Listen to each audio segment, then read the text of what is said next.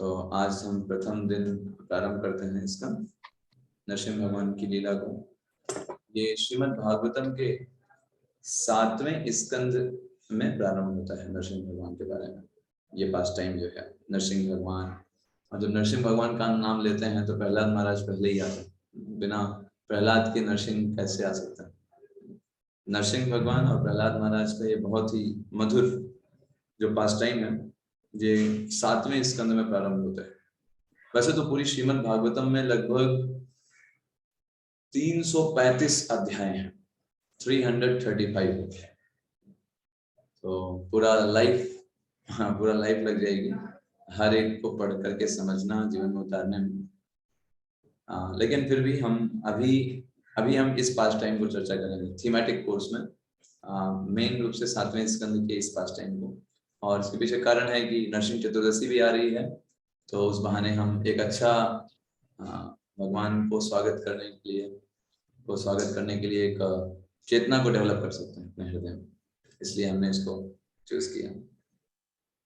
तो 6ठे स्कंद के अंत में मरुद गणों की कथा आती है, तब ये 7वां स्कंद प्रारंभ होता है। तो थोड़ा सा हम पीछे आपको लेकर के चलेंगे कैसे ये पास टाइम स्टार्ट होता है इसका।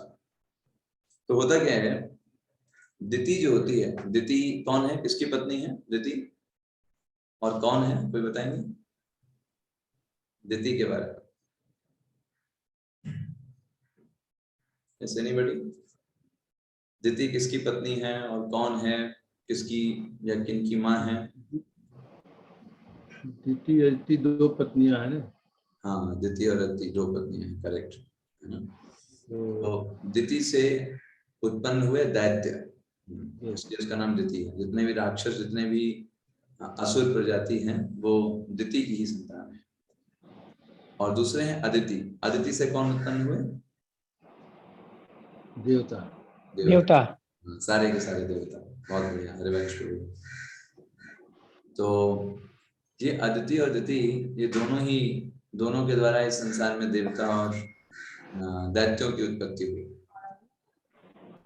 तो जब भगवान ने नरसिंह अवतार लेकर के हिरण्यकश्यपु का और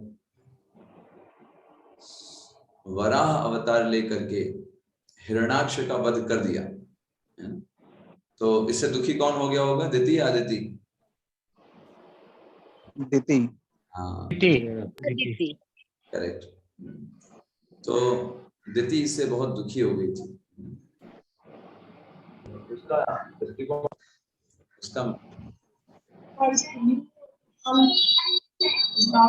गई थी, इसलिए हो गई कि मेरे म्यूट हो गया, आवाज कट गई। हाँ अभी आवाज आ रही है ठीक से?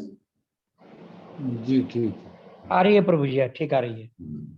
तो दिति इसलिए परेशान हो गई कि भाई मेरे बेटों को मार दिया गया है ना।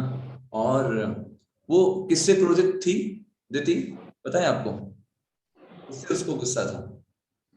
किससे होना चाहिए, आपको क्या लगता है? विष्णु से ना। विष्णु से गुस्सा नहीं थी, वो क्रोधित नहीं थी, इंद्र से क्रोधित थी। यस, हाँ, इंद्र से वो क्रोधित थी। क्यों इंद्र से क्रोधित थी? उसका मतलब वो क्या सोच रही थी कि देखिए भगवान तो सम है, भगवान के लिए क्या दैत्य और क्या दानव, दैत्य और क्या देवता, उनके लिए दोनों समान है। क्योंकि भगवान के दोनों पुत्र हैं, ऐसा तो नहीं है कि दैत्य हैं वो किसी और के पुत्र हैं। भगवान के लिए तो दोनों ही हैं, दैत्य भी उनकी संतानें हैं और जो देवता हैं वो भी उनकी संतान है। तो दिति को ये पता था कि देखिए भगवान तो समदर्शी है। भगवान भगवत गीता में भी इस बात को बोलते हैं कि समोहम सर्वभूतेषु, 9वें अध्याय के 29वें श्लोक में भगवान बोलते हैं इस बात को कि समोहम सर्वभूतेषु न मे देशोस्ति न प्रिया, मेरा कोई द्वेषी भी नहीं है और मेरा कोई प्रिय भी नहीं है। तो दिति को बात पता है कि देखो भगवान जो है उनके लिए दैत्य और देवता दोनों एक ही समान है, उनका कोई द्वेष नहीं है हमारे। लेकिन ये सब इंद्र की गलती है। इंद्र ने भगवान को बहला फुसला करके, है ना, क्या किया, अपना काम कराया, है ना, उसके कारण से मारा गया, मेरे बेटे मारे गए। तो क्रोध किसके प्रति था दिति को? इंद्र के प्रति। इंद्र का ही सारा समस्याओं का जड़ है। और इसलिए दिति जो जाती है अपने पति के पास जाती है और उनसे कहती है कि मुझे ऐसा पुत्र चाहिए जिससे इंद्र की मृत्यु हो। अब ये ऋषि तो बड़े परेशान कि भाई अब इनके तो दोनों ही पत्नियां हैं, दिति भी अदिति भी हैं। अब आप बताइए कोई पिता एक पत्नी को ये वरदान कैसे दे सकता है कि उसके दूसरे पुत्रों को उसका पुत्र मार डाले? ऐसा कर सकता है क्या, बताइए? है ना, डिफिकल्ट थिंग, उनके लिए बड़ी समस्या। और ये कह रहे हैं नहीं हमको तो यही करना है। तो उन्होंने क्या सोचा, उन्होंने कहा ठीक है तुम्हारी जो इच्छा है वो पूर्ति हो जाएगी, आप भगवान की भक्ति करना। और इसलिए दिति को बताते हैं भगवान की भक्ति की प्रोसेस, पयोव्रत कहते हैं। आप ये अगर व्रत को 1 साल तक पालन करोगे, भगवान की सेवा करोगे, तुम्हारी सब मनोकामना पूरी हो जाएगी। दिति बहुत ध्यान पूर्वक, और उनको बोलती हैं, वो ऋषि भी उनको यही बताते हैं कि भाई तुमको जो पुत्र होगा वो इंद्रहा होगा। इंद्रहा, अभी इंद्रहा जो संस्कृत का शब्द है, इसके 2 अर्थ निकाला था। इंद्रहा का मतलब होता है इंद्र को मारने वाला, जिसके द्वारा इंद्र मारा जाएगा। और दूसरा इंद्रहा का मतलब होता है जो इंद्र का अनुगामी होगा, जो इंद्र बोलेगा वो करेगा। तो इन्होंने भी सस्पेंस में रखा है इनको। और फिर दिति जो थी वो बहुत अच्छे से पयोव्रत को करने में लग गई, एक एक रूल्स रेगुलेशंस को फॉलो करने में, और बढ़िया से एकदम करती थी। एक बार हल्का सा एक गलती हो गई। रूल्स रेगुलेशन में ये भी था कि आपको खाना खाने के बाद हाथ पैर धो करके ही सोना है। लेकिन ये इतना थक गई थी कि ये बिना हाथ पैर धुले ही सो गई, खाना खाया और वहीं सो गई।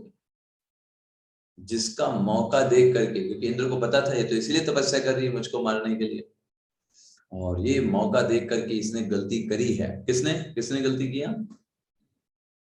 दिति ने। करेक्ट। और देखा कि ये गलती कर दिया इसने, अभी तो मौका है हमारे पास। तुरंत ही जो इंद्र था वो इसके गर्भ में प्रवेश कर जाता है और जानता है कि भाई ये व्यक्ति जो है ये मुझको मारने के लिए पैदा होने वाला है, इसको मैं अभी खत्म कर डालूंगा। और इंद्र वहीं पर उस गर्भ के 7 टुकड़े कर देता है ना, गर्भ के अंदर जाकर। और वो 7 टुकड़े जो होते हैं 7 इंडिविजुअल पर्सनालिटी बन जाते हैं, और 7 तेज से रोने लगते हैं, है ना। तो इंद्र बड़ा परेशान था, हमने तो 7 टुकड़े किए, 7 लोग अलग अलग बन गए। फिर से उन 7 टुकड़ों के 7 और टुकड़े कर डालता है, 49 टुकड़े हो जाते हैं गर्भ के अंदर। वो 49 लोग अलग अलग पर्सनालिटी बन जाते हैं और सारे लोग रोने लगते हैं। इंद्र बोलता है मारुता मारुता, रो मत, है ना, ऐसे ऐसे करके उनको बोलता है। और इसीलिए उनका नाम पड़ जाता है मरुतगण। और जब ये 49 जो हैं सारे के सारे लोग उसके बाद जब गर्भ से बाहर निकलते हैं, तो 49 लोग गर्भ से बाहर निकलते हैं, और साथ में 50वें रूप में कौन निकलता है? 50वां कौन है गर्भ के अंदर? इंद्र निकलते हैं। तो जब ये 50वां इंद्र निकलता है तो ये दिति कहती है अरे बेटा इंद्र तुम इधर कैसे? तब इंद्र क्षमा मांगता है दिति से, कहता है कि देखो आप मुझसे बदला लेना चाहते थे मुझको मार करके, इसलिए मैंने आपके गर्भ में प्रवेश करके आपके बच्चों को मारने का प्रयास किया। लेकिन देखिए क्योंकि आपकी भक्ति का इतना प्रभाव है, बच्चे मरे नहीं, उल्टा ये मल्टीप्लाई हो गए, 49 हो गए मरुदगण। तो दिति, क्योंकि दिति के अंदर पहले ये बदले की भावना थी कि मुझे इंद्र से बदला लेना है, लेकिन क्योंकि उसने इतने अच्छे से भगवान के प्रति भक्ति किया और भगवान की सेवा करने का प्रयास किया अपनी क्षमता अनुसार, उसके अंदर से बदले की भावना ही चली गई। और वो भी इंद्र को बहुत ही अपने पुत्र की तरह ही देख रही थी, है ना। तो उसने इंद्र से सोचिए, जो मारने का सोच रही थी, भक्ति का प्रभाव के कारण अभी उसका स्वभाव पूरी तरह बदल गया। उसने इंद्र से कहा इंद्र मेरे अंदर कोई भी भावना नहीं है मेरे तुमसे बदला लेने की। ऐसा अब ऐसा करो, ये भले ही मेरे गर्भ से उत्पन्न हुए हैं 49 मरुदगण, इन सब को तुम अपना असिस्टेंट बनाओ, ये तुम्हारी सेवा करें। और इस तरीके से इंद्र को उन 49 मरुदगण के साथ स्वर्गलोक में भेज दिया। तो अभी भी ये जो मरुदगण हैं ये किसकी तरफ है? देवता की तरफ है, दैत्य की तरफ? देवता की तरफ। देवता की तरफ। देवता की तरफ। इवन दो दिति से उत्पन्न हुए हैं, मतलब पहले ऐसे ऐसे हैं, क्योंकि दिति से जितने भी पुत्र हुए वो सारे दैत्य कहलाते हैं। लेकिन ये 49 मरुद्गण भले भले ही दिति से उत्पन्न हुए हैं, लेकिन ये इंद्र के फॉलोवर हैं। जब सुर और असुरों का युद्ध होता है तो ये देवताओं की तरफ से लड़ते हैं, भले ही ये दिति की संतान है, ऐसा। तो इनको 49 मरुद्गण को इस तरीके से इंद्र के साथ भेज दिया। तो यहीं पर इसके बाद 7वां स्कंद प्रारंभ होता है, 7वां स्कंद प्रारंभ होता है। तो 7वें स्कंद के प्रारंभ में ही प्रश्न पूछते हैं परीक्षित महाराज भगवान से, सुखदेव गोस्वामी से। वो प्रश्न क्या पूछते हैं कि भगवान किस प्रकार से सम है सबके प्रति। बहुत ही इंटरेस्टिंग है। मतलब अगर आप इसको समझोगे तो मतलब आश्चर्यजनक लगता है कि भगवान किस तरीके से सबके प्रति सम है। यही चैप्टर का नाम भी है, हम आपको दिखाते हैं। 7th कैंटो का ये फर्स्ट चैप्टर है। तो चैप्टर का नाम दिख रहा है आपको, क्या है? जी प्रभु जी। क्या है चैप्टर का नाम? समदर्शी भगवान। भगवान किस प्रकार से समदर्शी है। और ये बहुत मतलब बहुत ही सुंदर तत्व है। भगवान किस प्रकार से सबके प्रति सम रहते हैं। जैसे अभी दिति ने भगवान को दोषी नहीं माना। क्यों नहीं माना भगवान को दोषी? क्या सोचा उसने दिति ने? भगवान सबके लिए सम है। हाँ, भगवान सबके लिए सम है। तो भगवान ने मारा क्यों फिर? क्या दिति ने क्या सोचा, क्यों मारा होगा? हमने आपको बताया था दिति ने क्या सोचा, क्यों भगवान ने हिरण्यकश्यप या हिरण्याक्ष को मारा? किसके कहने पर? इंद्र ने देवताओं के कहने पर। देवताओं के कहने पर। इंद्र के कहने पर। लेकिन ये सुनने में बड़ा ऑड लगता है ना, कि मतलब क्या भगवान क्या कोई बच्चा है क्या, कि इंद्र ने उनको बहला फुसला करके बता दिया कि इसको मार डालो, और भगवान इंद्र के फेरे में आ गए और उन्होंने हिरण्यकश्यप और हिरण्याक्ष को मारा, है ना? तो ये परीक्षित महाराज ने जब इस बात को सुना, इसी बात को लेकर के परीक्षित महाराज का यहाँ पर प्रश्न होता है कि भगवान किस प्रकार से समदर्शी है। हम तो उनको समदर्शी नहीं देख पाते, हमें तो लगता है कि वो भेदभाव करते हैं। कैसे भेदभाव करते हैं बताइए? कैसे लगता है कि वो भेदभाव करते हैं? दैत्य को मार दिया उन्होंने। हाँ, दानवों को मारते हैं। और क्या देवताओं को मारते हैं क्या? नहीं। अगर आप ऊपर से देखो तो क्या लगता है, पक्षपात कर रहे हैं भगवान। जी जी।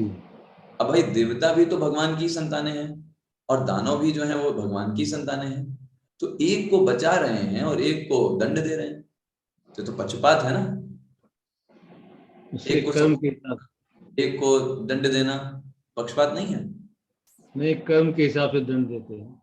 हाँ, सही बात है, दैट्स राइट। तो यही प्रश्न परीक्षित महाराज यहाँ पर पूछते हैं। जो प्रश्न जो माइंड में चल रहा था दिति के, कि भगवान का दोष नहीं है, भगवान को तो देवता लोग बहला फुसला देते हैं, वो तो बेचारे सीधे हैं, सबके प्रति समभाव रखते हैं, दैत्यों से भी समभाव है, दान और ये सुरों के साथ भी समभाव है, लेकिन देवता लोग बहला फुसला देते हैं, इसलिए वो ऐसे कर देते हैं। तो ये क्वेश्चन परीक्षित महाराज ने यहाँ पर तुरंत सुखदेव गोस्वामी से पहले श्लोक में पूछते हैं कि कैसे भगवान समदर्शी है। बहुत बहुत बढ़िया तरीके से पूछते हैं। देखिए परीक्षित महाराज क्या पूछते हैं। श्रीराजोवाच समाप्रियं शुहदा ब्रह्मभूतानां भगवान स्वयं इंद्रस्यार्थे कथम दैत्यान वधीत शमो यथा। तो बोलते हैं राजोवाच, राजा मतलब राजा कौन है? Who is राजा? परीक्षित महाराज। परीक्षित महाराज। परीक्षित महाराज बोल रहे हैं। तो 3 भगवान के गुण यहाँ बताते हैं परीक्षित महाराज। पहला कहते हैं देखो भगवान तो सम है सबके लिए, है ना? उनके लिए तो हर एक, चाहे वो दानव हो या फिर वो सुर हो, सब उनके लिए समान है ना?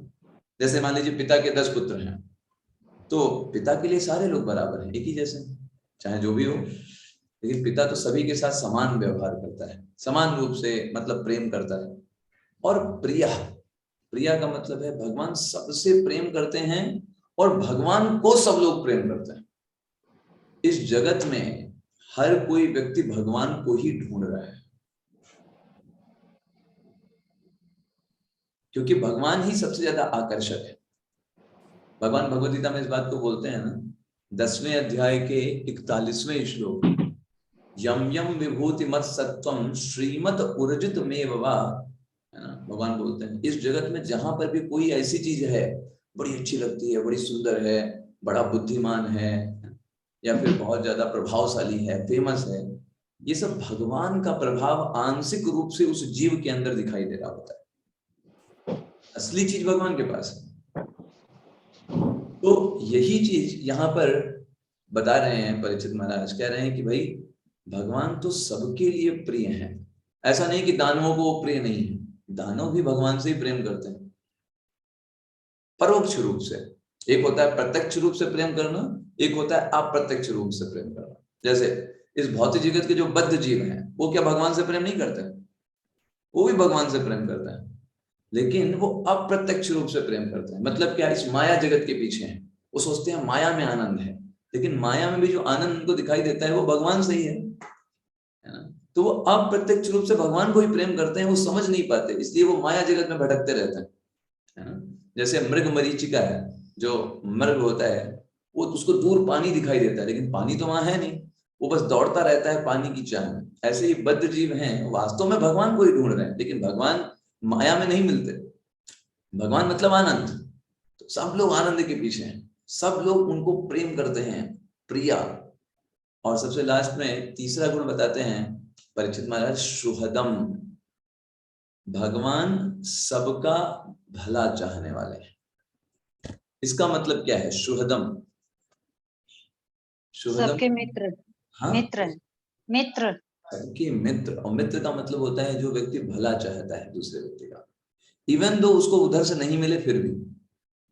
तो सुहृद का मतलब होता है जो बिना किसी रेसिप्रोकेशन के दूसरे व्यक्ति का भला चाहता है, ऐसे व्यक्ति को सुहृद बोलता है। तो परीक्षित महाराज ने 3 गुण बताए। जैसे एग्जांपल में सुहृद का ले सकते हैं, जैसे माता पिता होते हैं, अपने बेटे से या बेटी से प्रेम करता है, तो ये सोच करके उसकी सेवा या प्रेम नहीं करते कि ये बड़ा होगा फिर हमें पैसे कमाएगा। ये सोचते हैं क्या जब बच्चा छोटा होता है? बताइए। नहीं प्रभु जी। नहीं सोचते हैं, है ना।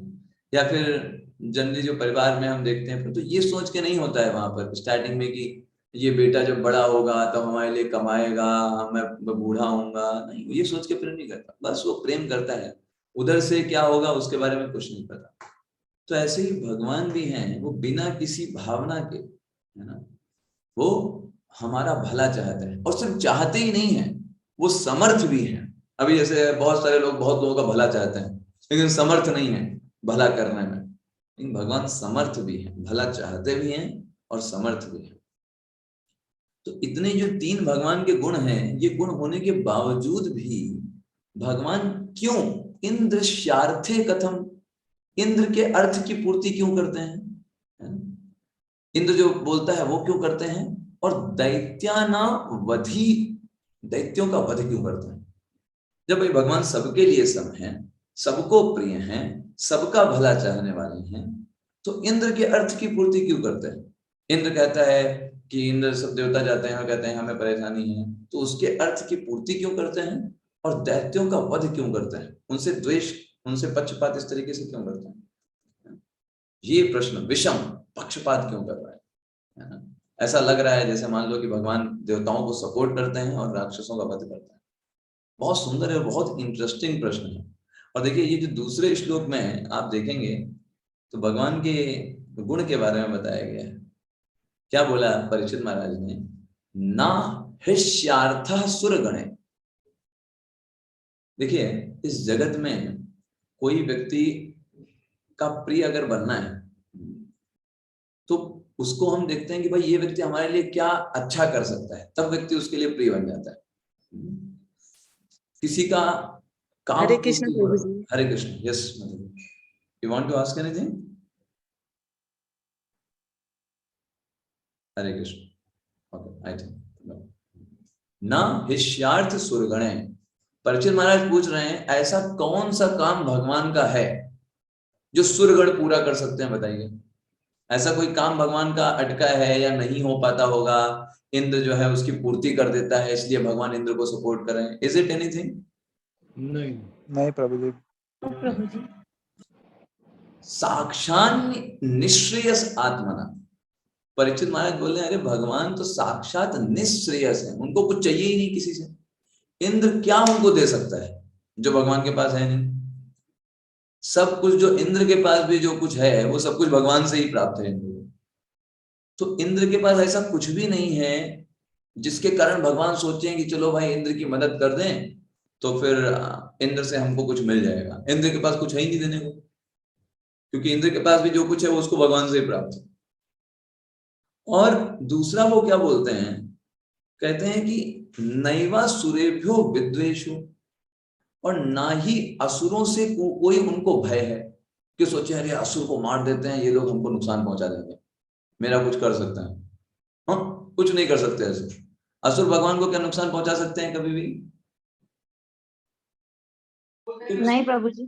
कुछ भी नुकसान नहीं पहुंचा सकते। कुल मिला के परीक्षित महाराज ने पूछा क्या, देवता भगवान का कभी कुछ कर भला नहीं कर सकते किसी भी तरीके से। भगवान तो सेल्फ सेटिस्फाइड है, उनको कुछ जरूरत ही नहीं है कि कोई उनका कुछ करे। वो तो अपने आप में निश्रेयस आत्मा, कोई जरूरत नहीं, वो अपने आप में आत्मा राम है, अपने आप में प्रसन्न रहता है।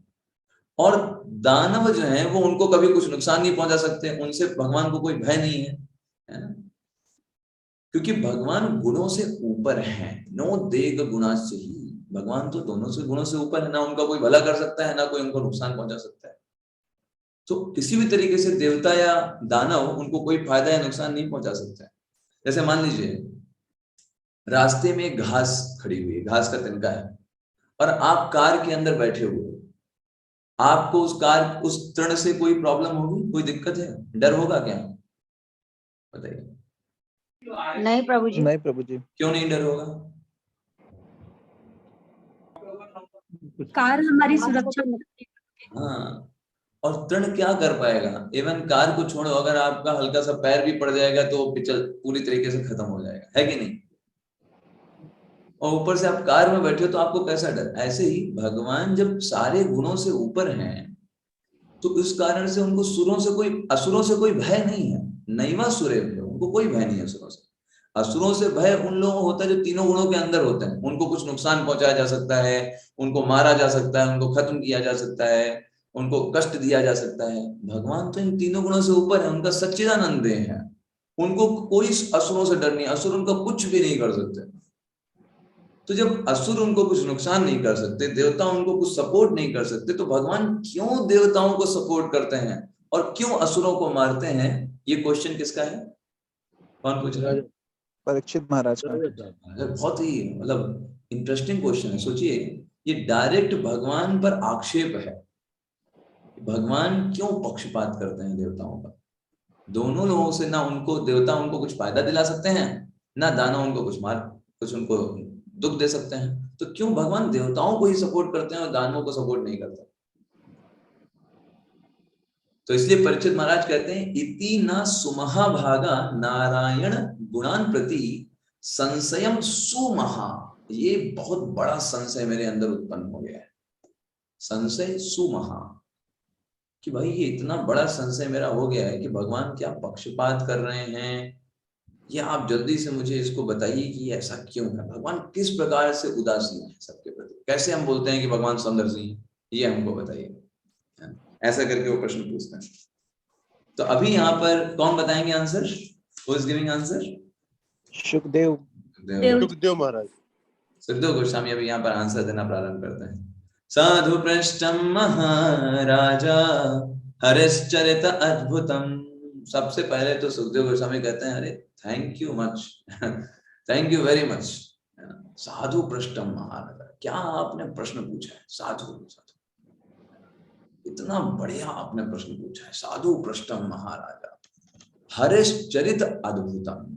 भगवान का जो ये चरित्र है, हरि का जो चरित्र है वो कैसा है? अद्भुत। अद्भुत है। अद्भुत है। देखिए, अद्भुत शब्द संस्कृत का शब्द है। अद्भुत का मतलब अलौकिक होता है। अलौकिक, अलौकिक का मतलब क्या होता है पता है आपको? अलौकिक मतलब सांसारिक न जो दिखता नहीं हो, जो सांसारिक नहीं है। लोक मतलब संसार, अलौकिक मतलब जो सांसारिक नहीं है।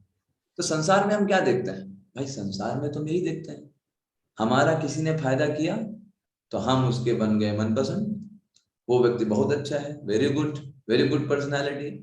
और किसी व्यक्ति ने हमारा नुकसान किया तो फिर वो कौन बन गया?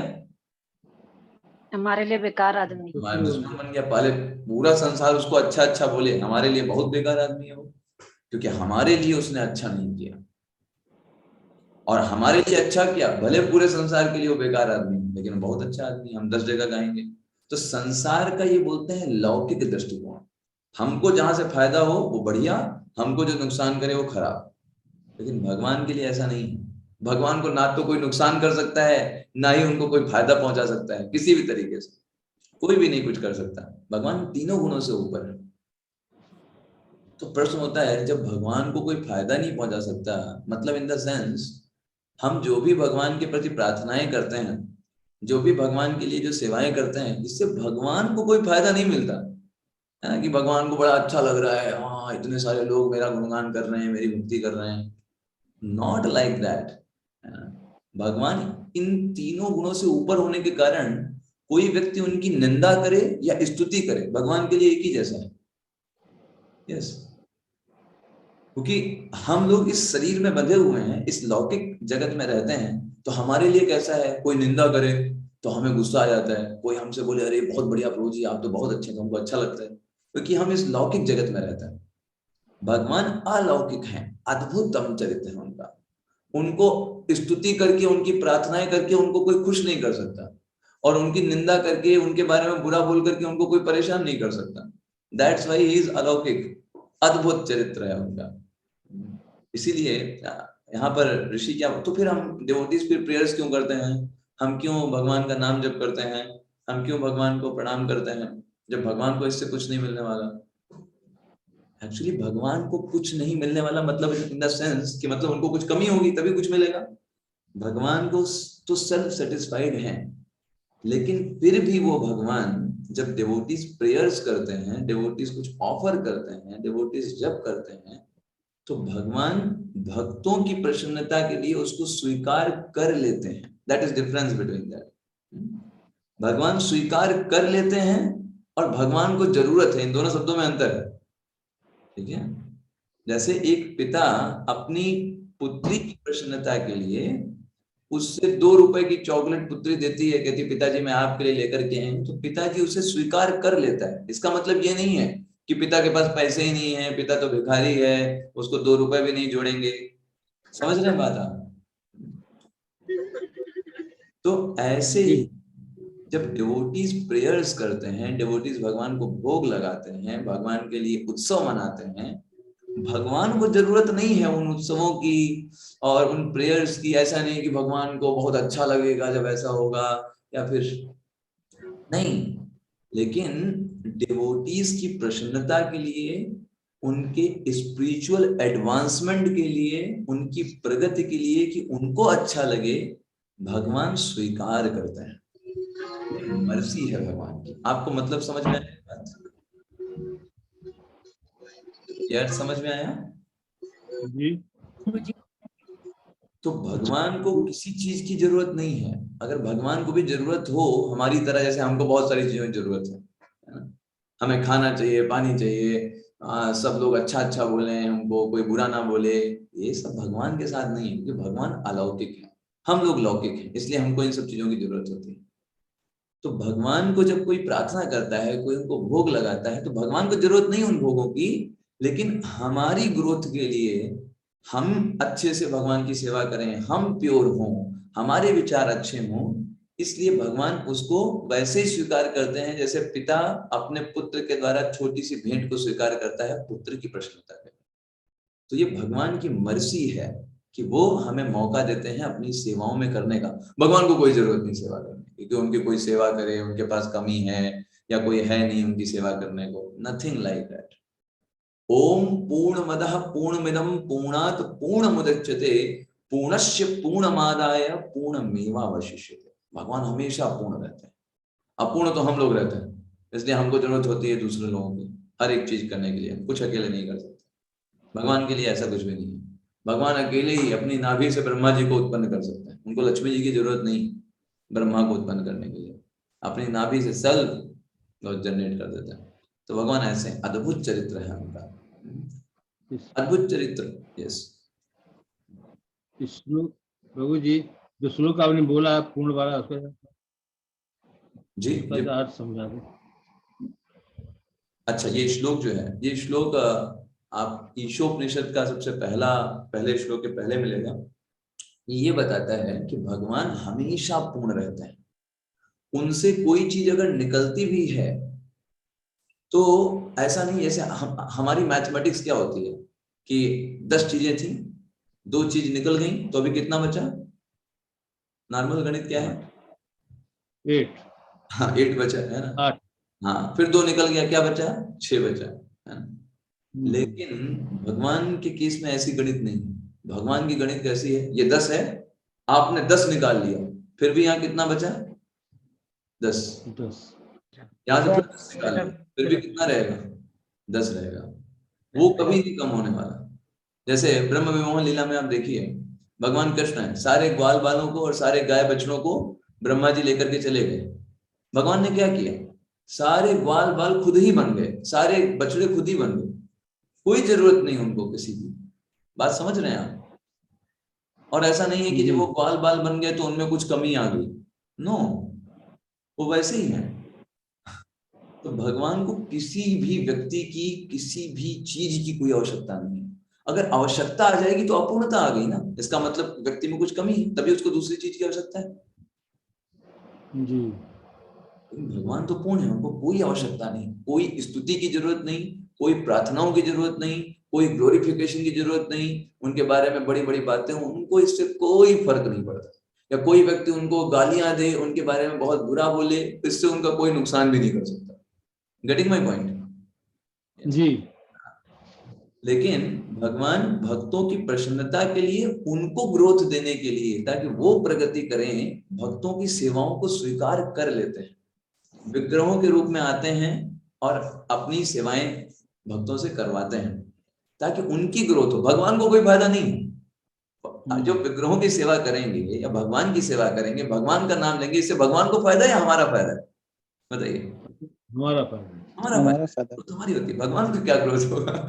ऐसा तो नहीं कि भगवान के 10,000 भक्त बन गए तो भगवान को प्रमोशन हो गया भगवान का और दूसरे प्लेनेट में, ऐसा होता है क्या? जी नहीं, है ना।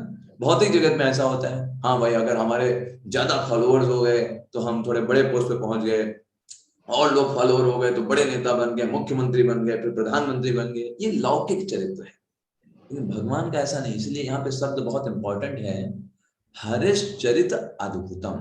भगवान का चरित्र अद्भुत होता है, अलौकिक होता है ना। अलौकिक, अलौकिक मतलब इस जगत से परे। इस जगत में, जगत का कैसा है, कोई व्यक्ति हमको फायदा करता है तो हम उसको सपोर्ट करते हैं, है ना। अभी मान लीजिए बीजेपी गवर्नमेंट या सपा गवर्नमेंट या फिर बसपा गवर्नमेंट हमको फायदा कर रही है, हमको सपोर्ट कर रही है, तो हम क्या उसको सपोर्ट करेंगे कि नहीं करेंगे? करेंगे, है ना। और मान लीजिए कोई गवर्नमेंट हमको सपोर्ट नहीं कर रही है, हमारे विचारों से अलग है, तो क्या करेंगे? वोट नहीं देंगे, वोट नहीं देंगे उसको। ये लौकिक चरित्र है, मतलब जहां से जिसको कुछ फायदा होता है उसको सपोर्ट किया जाता है, जहां से नुकसान होता है उसको अपोज किया जाता है। लेकिन भगवान के साथ कोई ये वाला पोर्शन ही नहीं आता है कि उनका कोई फायदा करे या उनको कोई नुकसान करे। तो वो क्यों देवताओं को सपोर्ट कर रहे हैं और क्यों राक्षसों को मार रहे हैं, ये क्वेश्चन परीक्षित महाराज का है। बताइए, इंपॉर्टेंट है कि नहीं? बहुत इम्पोर्टेंट, बहुत इंपॉर्टेंट क्वेश्चन परीक्षित महाराज ने पूछा कि भाई उनको ना कोई फायदा कर सकता है, ना उनको कोई नुकसान पहुंचा सकता है। इवन बलि महाराज ने ये बात बोली जब वामन बन करके भगवान आए थे, तो भगवान से बोला बलि महाराज ने कहा, भगवान आप तो, हम राक्षसों के ऊपर ज्यादा दया करते हैं देवताओं से, देवताओं पर उतना आप परोपकार या दया भावना नहीं, हम राक्षसों पर ज्यादा दया भावना है। कैसे पता? आपको पता है कैसे? प्रभु जी उनको मार करके उनको उद्धार कर देते हैं अपने हाथों से। दैट्स वेरी इंपॉर्टेंट थिंग, है ना। अभी ऊपर से क्या दिखाई देता है? ऊपर से दिखाई देता है कि देवताओं को सपोर्ट किया, देवताओं की भलाई के लिए उनको सपोर्ट किया और राक्षसों को मार दिया। लेकिन अगर आप ये समझोगे, भगवान का दृष्टिकोण देखिए, भले वो देवताओं का सपोर्ट करते हुए दिखाई देते हैं, लेकिन वास्तव में फायदा राक्षसों का हो रहा है। कैसे? जब भगवान उनको मारते हैं तो भगवान के द्वारा मारे जाने के कारण डायरेक्ट भगवत धाम को प्राप्त करते हैं राक्षस। भगवान के भक्ति रसामृत सिंधु में 64 गुण बताए गए हैं भगवान श्री कृष्ण को। उसमें से एक गुण का नाम है हत अरि गतिदायक। ये भगवान का नाम है, ये उनके गुण है। हत अरि गतिदायक। हत मतलब मारकर, अरि मतलब शत्रु, गति मतलब स्वयं का धाम, दायक मतलब प्रदान करने वाले। उनको मार करके स्वयं का धाम प्रदान कर देते हैं। ये भगवान का एक गुण है 64 गुणों में से। तो बलि महाराज कहते हैं, भगवान आप तो परोक्ष रूप से हमारे लिए ज्यादा आप कार्य करते हैं दैत्यों के लिए। बलि महाराज दैत्य थे, प्रहलाद महाराज के पोते, तो आप हमारे लिए ज्यादा ही तेजी हैं, है ना, ऐसा करके वो बोलते हैं। तो ऐसा अद्भुत चरित्र तुमने पूछा है, साधु पृष्ठम, इसलिए वो बोल रहे हैं तुमने बहुत अच्छा प्रश्न पूछा, बहुत अच्छा। तुमने भगवान के अद्भुत चरित्र के बारे में जो जिज्ञासा किया है ना, ये बहुत अच्छा है। तो क्यों अच्छा है? क्योंकि यद भागवत महात्मा, क्योंकि तुमने जो क्वेश्चन पूछा है इससे भागवत के बारे में, महात्म के बारे में पता चलेगा। भागवत मतलब जो भगवान के भक्त होते हैं। तो भगवान के भक्त कौन आएंगे, किसके बारे में पता चलेगा, किनका महात्मा? प्रहलाद महाराज। प्रहलाद महाराज का महत्व पता चलेगा, उनके बारे में कुछ चर्चा होगी। इसलिए बहुत बढ़िया तुमने क्वेश्चन पूछा है, भागवत महात्मा। और उससे होगा क्या, जब भगवान के बारे में, जब हर्षचरित अद्भुतम डिस्कशन होगा, भगवान के अद्भुत चरित्र के बारे में तुमने पूछा, और उससे भगवान के जो भक्त प्रहलाद महाराज के बारे में डिस्कशन होगा, तो होगा क्या, व्हाट विल हैपन, भगवत भक्ति वर्धन। क्या होगा उससे? भगवान की भक्ति बढ़ेगी, भक्ति की चर्चा होगी प्रभु जी, भगवान की भक्ति में विकास होगा। देखिए, हमें कभी भी अपने लक्ष्य को नहीं भूलना चाहिए। हम जो कुछ भी कर रहे हैं उसका अंतिम उद्देश्य भगवान के प्रति अपनी भक्ति का वर्धन करना है। चाहे जो कुछ हम भक्ति में कर रहे हैं, हम बुक डिस्ट्रीब्यूशन कर रहे हैं, हम लेक्चर हियरिंग कर रहे हैं, हम बोल रहे हैं, हम भगवत गीता पढ़ रहे हैं, ये सारी चीजें, भक्तों का संग कर रहे हैं, प्रसाद ले रहे हैं, है ना, नृत्य कर रहे हैं, हमें लक्ष्य हमेशा याद रखना चाहिए। इन सभी का लक्ष्य क्या है? भगवान के प्रति हमारी भक्ति बढ़े, हमारा और सर्विस एटीट्यूड हो, हम और भगवान के करीब जाएं, उनको और अच्छे से समझें, ये हमारे उद्देश्य है।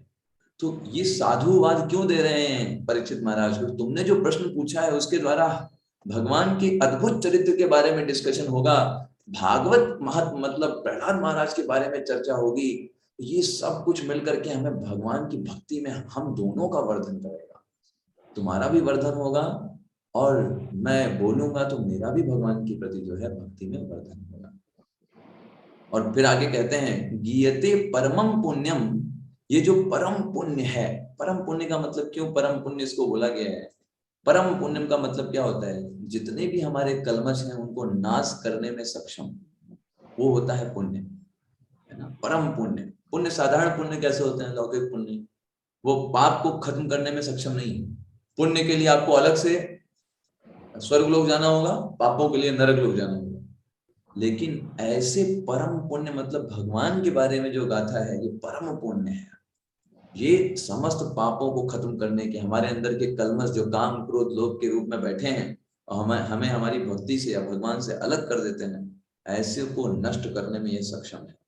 और ये मैं नहीं कह रहा हूं, ये नारदाद भी, नारद जैसे ऋषियों ने इस बात को गाया है कि कैसे भगवान और उनके भक्तों के प्रति जो चरित्र का जो डिस्कशन होता है, जो वर्णन होता है, उसको सुन करके, बोल करके, ध्यान करके, स्मरण करके लोग परम पुण्य को अर्जित करते हैं। परम पुण्य मतलब एक तो वो उनके परम पुण्य के कारण एक तो उनके हृदय से जितने ये कलमश हैं ये सब निकल जाते हैं, और दूसरा जो है वो भगवान के प्रति उनकी प्रीति को स्थापित करता है, भगवान में प्रेम को बढ़ाता है।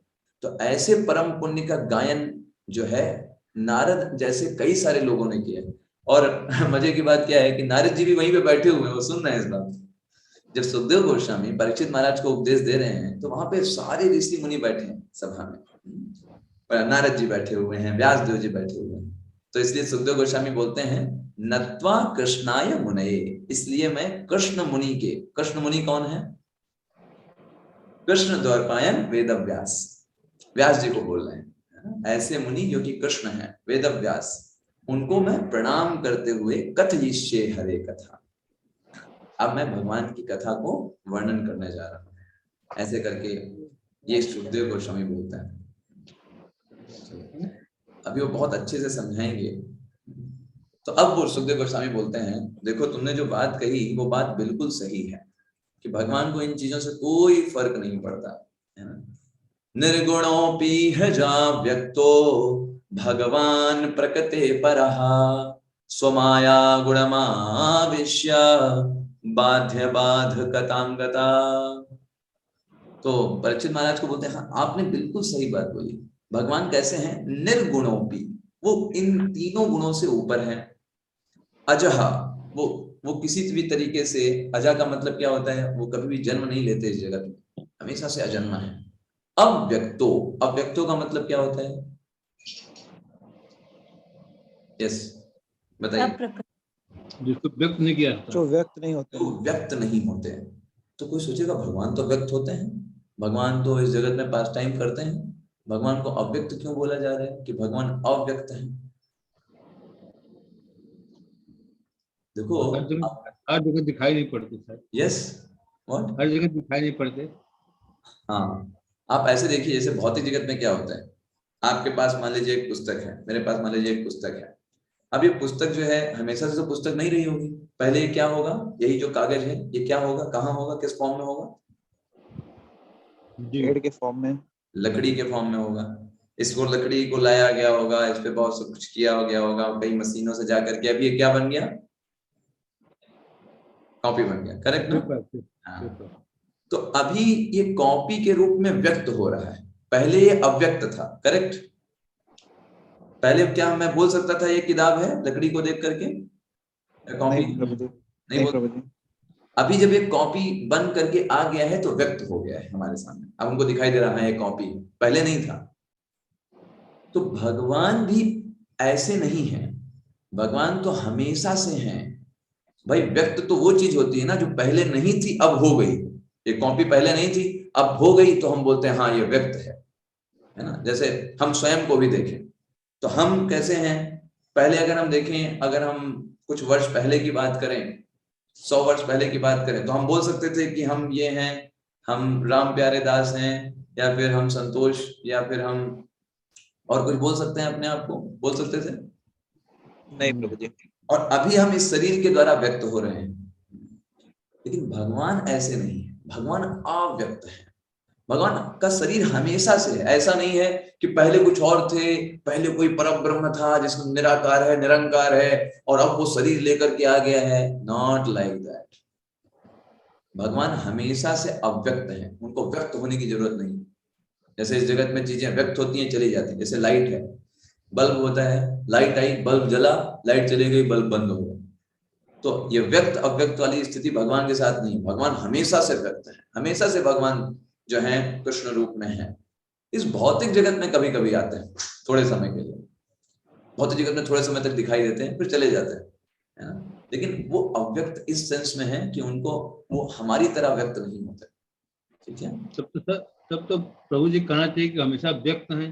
हाँ, भगवान हमेशा व्यक्त है। इसी को जैसे यहाँ पे आप देखिए, यहाँ पे भगवान निर्गुणोपी का मतलब क्या है? जिनमें कोई गुण नहीं होते। अब आप बोल सकते हो कि ऐसा बोलना जाना चाहिए था कि गुण होते हैं, सगुणों भी बोलना जाना चाहिए। तो भगवान को अलग अलग जगहों पर अलग अलग गुणों से बताया जाता है। अभी देखिए आगे वही चीज बताई जाएगी। अभी तो आपने बताया कि 64 गुण है भगवान के, हाँ, में से एक गुण ये है। Correct correct. तो वो जो 64 गुण हैं वो भौतिक गुण नहीं है ना, वो आध्यात्मिक गुण है। दो चीजें होती हैं, एक होता है भौतिक, एक होता है आध्यात्मिक। जो चीज भौतिक है, भौतिकता में गुण क्या है? जैसे हमारे अंदर काम, क्रोध, लोभ, ये सब जीवों के गुण है ना। भगवान के अंदर ये सब नहीं है। आध्यात्मिक गुण का मतलब क्या होता है?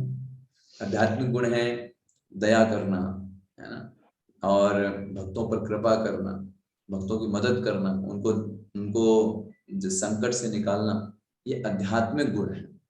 तो निर्गुण जब शब्द यूज किया जाता है भगवान के लिए, मतलब भौतिक गुण नहीं। देख रहे हैं आप, निर्गुण शब्द का अर्थ क्या है? पढ़िए क्या लिखा हुआ है। भौतिक गुणों से रहित। भौतिक गुणों से रहित, आध्यात्मिक गुणों से नहीं। आध्यात्मिक गुण तो भर के हैं, उन्हीं से सारे आध्यात्मिक गुण आते हैं, है ना। तो भगवान निर्गुण हैं, उनका कभी जन्म नहीं होता, कभी हमारी तरह व्यक्त नहीं होते, हमेशा व्यक्त रहते हैं, है ना। और भौतिक गुण सतोगुण रजोगुण तमोगुण में आता है क्या? जी प्रभु जी, भौतिक गुण सतोगुण रजोगुण तमोगुण होता है। Correct correct. और उन्हीं सतोगुण रजोगुण तमोगुण से ही काम क्रोध लोभ मद मोह मत्सर आते हैं, ठीक है, उन्हीं में हेर फेर करने से, ठीक है जी। तो भगवान कैसे हैं? भगवान प्रकृति परा, भगवान तो पूरी तरीके से प्रकृति के परे हैं। और वो जब, लेकिन स्व माया गुण माविष्य, भगवान अपनी इंटरनल पोटेंसी के कारण, अपनी आंतरिक शक्ति के कारण कभी कभी ऐसा दिखाई देता है कि जैसे मनुष्यों की तरह काम कर रहे हो। बाध्य बाध्य कतम गता, जैसे हम देखेंगे रामायण की लीला में, ऐसा लगता है भगवान रो रहे हैं, अपनी पत्नी सीता को ढूंढ रहे हैं, अपने माता पिता के आदेशों का पालन कर रहे हैं, एकदम मनुष्य की तरह बिहेव कर रहे हैं, जैसे एक बंधे हुए हैं, ऐसा लगता है, प्रतीत होता है जी। हाँ। तो भगवान ऐसा प्रतीत होते हैं, लेकिन वास्तव में उन सारे गुणों से ऊपर हैं। यही प्रश्न उन्होंने पूछा। भगवान ऐसा, वो ऊपर से दिखाई देता है कि वो इन सारे दायित्वों को पूरा कर रहे हैं, लेकिन भगवान इन सब से परे हैं, ऐसा करके सुखदेव गोस्वामी बताते हैं। और इस प्रकृति में इन तीन गुणों से सारे काम होते हैं। सत्वम रजस्तमा इति प्रकृतिरनात्मनो गुणा न तेषां युगपदञ्जन्ः उल्लास एव वा। और इस प्रकृति में कैसे काम होते हैं? सत्व गुण रजोगुण तमोगुण के कारण सारे काम होते हैं प्रकृति में। कभी सत्व गुण बढ़ जाता है, कभी रजोगुण बढ़ जाता है, कभी जो है तमोगुण बढ़ जाता है। इन तीनों में ऊपर नीचे होता रहता है प्रकृति में, पूरी प्रकृति में। लेकिन भगवान तो इन प्रकृति के ऊपर है, उन पे उनका कोई भी प्रभाव नहीं पड़ता। इसलिए 8वें श्लोक में वो बोलते हैं, सुखदेव गोस्वामी समझाते हैं कैसे भगवान निष्पक्ष हैं।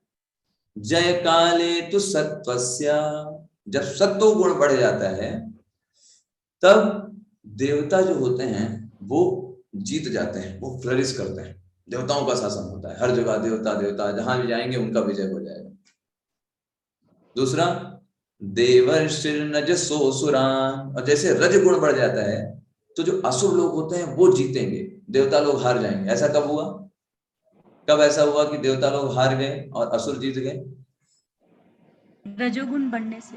हाँ, कब ऐसा हुआ? कोई पास्ट टाइम बताइए, कब ऐसा रजोगुण बढ़ा, रजोगुण का प्रधानता बढ़ी तो देवता जीत गए? और हिरण्यकश्यप और रावण के समय प्रभु जी। कब? रावण के समय प्रभु जी। हाँ, और हिरण्यकश्यप के समय हुआ, बहुत बार हुआ। हिरण्यकश्यपु ने पूरे विश्व पर शासन कर लिया, रावण ने पूरे विश्व पर शासन किया, पूरे ब्रह्मांड पर शासन किया। बलि महाराज देवताओं के पास गए युद्ध करने, देवता भाग गए वहां से, युद्ध नहीं कर पाए। बलि महाराज, उनका तेज देख करके, उनका प्रभाव देख करके, कितना इनके पास बल आ चुका है, युद्ध करने की क्षमता ही नहीं। उधर हाथी है, इधर चींटी है, क्या युद्ध करेंगे? तो रजोगुण की जब प्रधानता हो जाती है तो जो असुर लोग होते हैं वो पावरफुल हो जाते हैं और देवताओं को परास्त कर देते हैं। और जब तमोगुण की वृद्धि हो जाती है तो यक्ष और राक्षस जो होते हैं वो उस समय जो है प्रभावशाली हो जाते हैं। तो एक्चुअली सुखदेव गोस्वामी बताना क्या चाह रहे हैं कि देखिए भगवान निष्पक्ष है। ऐसा नहीं है कि भगवान देवताओं को सपोर्ट कर रहे हैं, राक्षसों को सपोर्ट कर रहे हैं। भगवान इन तीनों गुणों से परे हैं। और इस जगत में हम जो देखते भी हैं कि देवता प्रभावी हो गए, राक्षस प्रभावी हो गए या फिर असुर प्रभावी हो गए, वो बस तीनों गुणों का ऊपर नीचे हो रहा है। भगवान तो इनसे पूरी तरीके से अलग है। बात समझ में आई आपको? भगवान को कोई ऐसा नहीं कि वो देवताओं को कर रहे हैं, वो तो तीनों लोगों को समान रूप से दे रहे हैं। राक्षस भी देखो जीत रहे हैं, असुर भी जीत रहे हैं, देवता भी जीत रहे हैं। भगवान यहाँ पे पार्शियलिटी कहाँ है भगवान की? भगवान तो किसी के साथ पक्षपात नहीं कर रहा। भगवान तो सबको, तीनों गुणों को उन्होंने डिवाइड कर दिया है और तीनों गुण अपने अपने इच्छा से कार्य करते हैं। जो प्रभावी हो जाता है वो जीत जाता है, सत्वगुण प्रधान होता है तो देवता लोग जीत जाते हैं। और इस तरीके से वो बताते हैं यहाँ पर कि जैसे मान लीजिए, एक उदाहरण देते हैं सुखदेव गोस्वामी इसी को समझाने के लिए। कहते हैं जैसे मान लो एक लकड़ी है और लकड़ी में आग लगी हुई है, तो वो जो आग लगी होती है वो लकड़ी के साइज पर डिपेंड होती है। जैसे मान लीजिए कितना छोटा ये लकड़ी था, तो आग कितनी लगेगी, छोटी सी लगेगी, राइट, है ना। और अगर बहुत बड़ा लकड़ी है तो उसमें आग बड़ी दिखाई देगी, है कि नहीं? बहुत देर तक जलती रहेगी। हाँ, बहुत बड़ी दिखाई देगी वैसा। तो आप मुझे बताओ, क्या आग बड़ी है या फिर लकड़ी को देखना चाहिए या आग को देखना चाहिए? कौन सी चीज बड़ी या छोटी बोलनी चाहिए, बताइए। लकड़ी को प्रभु जी। लकड़ी को देखना चाहिए, लेकिन लोग बोलते लकड़ी क्या प्रभु जी। लोग तो आग को ही बोलते हैं, कहते हैं देखो कितना कम आग लगी हुई है, देखो कितना ज्यादा आग लगी हुई है। आग तो बहुत है इस संसार में, लेकिन जितना बड़ी लकड़ी होगी उतनी बड़ी आग दिखाई देगी, करेक्ट? ये बात समझ में आई? जी जी जी प्रभु प्रभु जी। जी। ठीक वैसे ही जैसे जल तो बहुत संसार में है, आपके पास पात्र कितना बड़ा है उतना जल आप ले सकते हो, राइट? जी ठीक जी प्रभु ऐसे जी। ही भगवान की कृपा तो बहुत ज्यादा है, लेकिन आपकी कितनी पात्रता है उसको ग्रहण करने की, ये निर्भर करता है आप कितना एलिजिबल हो भगवान की कृपा को लेने के लिए। तो यहाँ पर सुखदेव गोस्वामी इसी बात को बताते हैं कि भगवान निष्पक्ष हैं, भगवान किसी को सपोर्ट नहीं करते, किसी को नुकसान नहीं करते, उनकी कृपा और वो मर्सी जो है वो सबके लिए है। लेकिन अगर हमारे पास पात्र ही नहीं है उसको ग्रहण करने का, तो फिर हम उसमें, वो किसकी कमी है, भगवान की या हमारी? हमारी हमारे प्रभु जी। हमारी कमी है। ये चीज यहाँ बताते हैं। तो भगवान किसी को सपोर्ट नहीं करे, भगवान सबके लिए पात्रता को लिए, जो भगवान भगवान की भक्ति करेगा, उनकी तरफ बढ़ेगा, वो अपने आप ही सद्गति प्राप्त करेगा। इसलिए देखिए प्रभुपाद जी तात्पर्य में बताते हैं कि भगवान ने बोला है कि तेषाम सतत युक्ता नाम भजताम प्रीति पूर्वकम ददामि बुद्धि योगम तम येन मामुपयान्ति थे। जो कोई भी भक्ति करता है अपने आप उसको ये बुद्धि प्राप्त हो जाती है कि उसे कैसे प्रगति करना है, कैसे भगवान से प्रेम करना है, ये सबके लिए ये चीज है। लेकिन अगर कोई व्यक्ति बोलेगा नहीं हमको भक्ति नहीं करना, हमको भगवान का नाम जप नहीं करना है, तो ये तो उसकी डिस्क्वालिफिकेशन है, इसमें भगवान की क्या गलती? ये चीज यहाँ पर बहुत इंपॉर्टेंट है हमें समझने के लिए। जैसे ऐसे ही जो व्यक्ति बड़ी लकड़ी है, आप ऐसा समझिए, तो अपने आप ही आग उसके में ज्यादा हो। तो आग क्या है, वो भगवान का प्रेजेंटेशन है। जो व्यक्ति बहुत अच्छे से भक्ति कर रहा है, बहुत ही रूल्स रेगुलेशन एकदम बढ़िया से अपने आप को सिंसियर है, तो उसके अंदर भगवान की शक्ति भी उसके अंदर ज्यादा होगी, है ना? क्योंकि सारी शक्तियां भगवान से प्राप्त होती हैं, सारी कृपा भगवान से प्राप्त होती है। तो जो जितना ज्यादा सिंसियर होगा वो उतना ज्यादा भगवान की कृपा को प्राप्त कर सकता है। जैसे एक शिक्षक को आप मानिए, सबसे अच्छा एग्जाम्पल प्रभुपाद जी देते हैं शिक्षक का।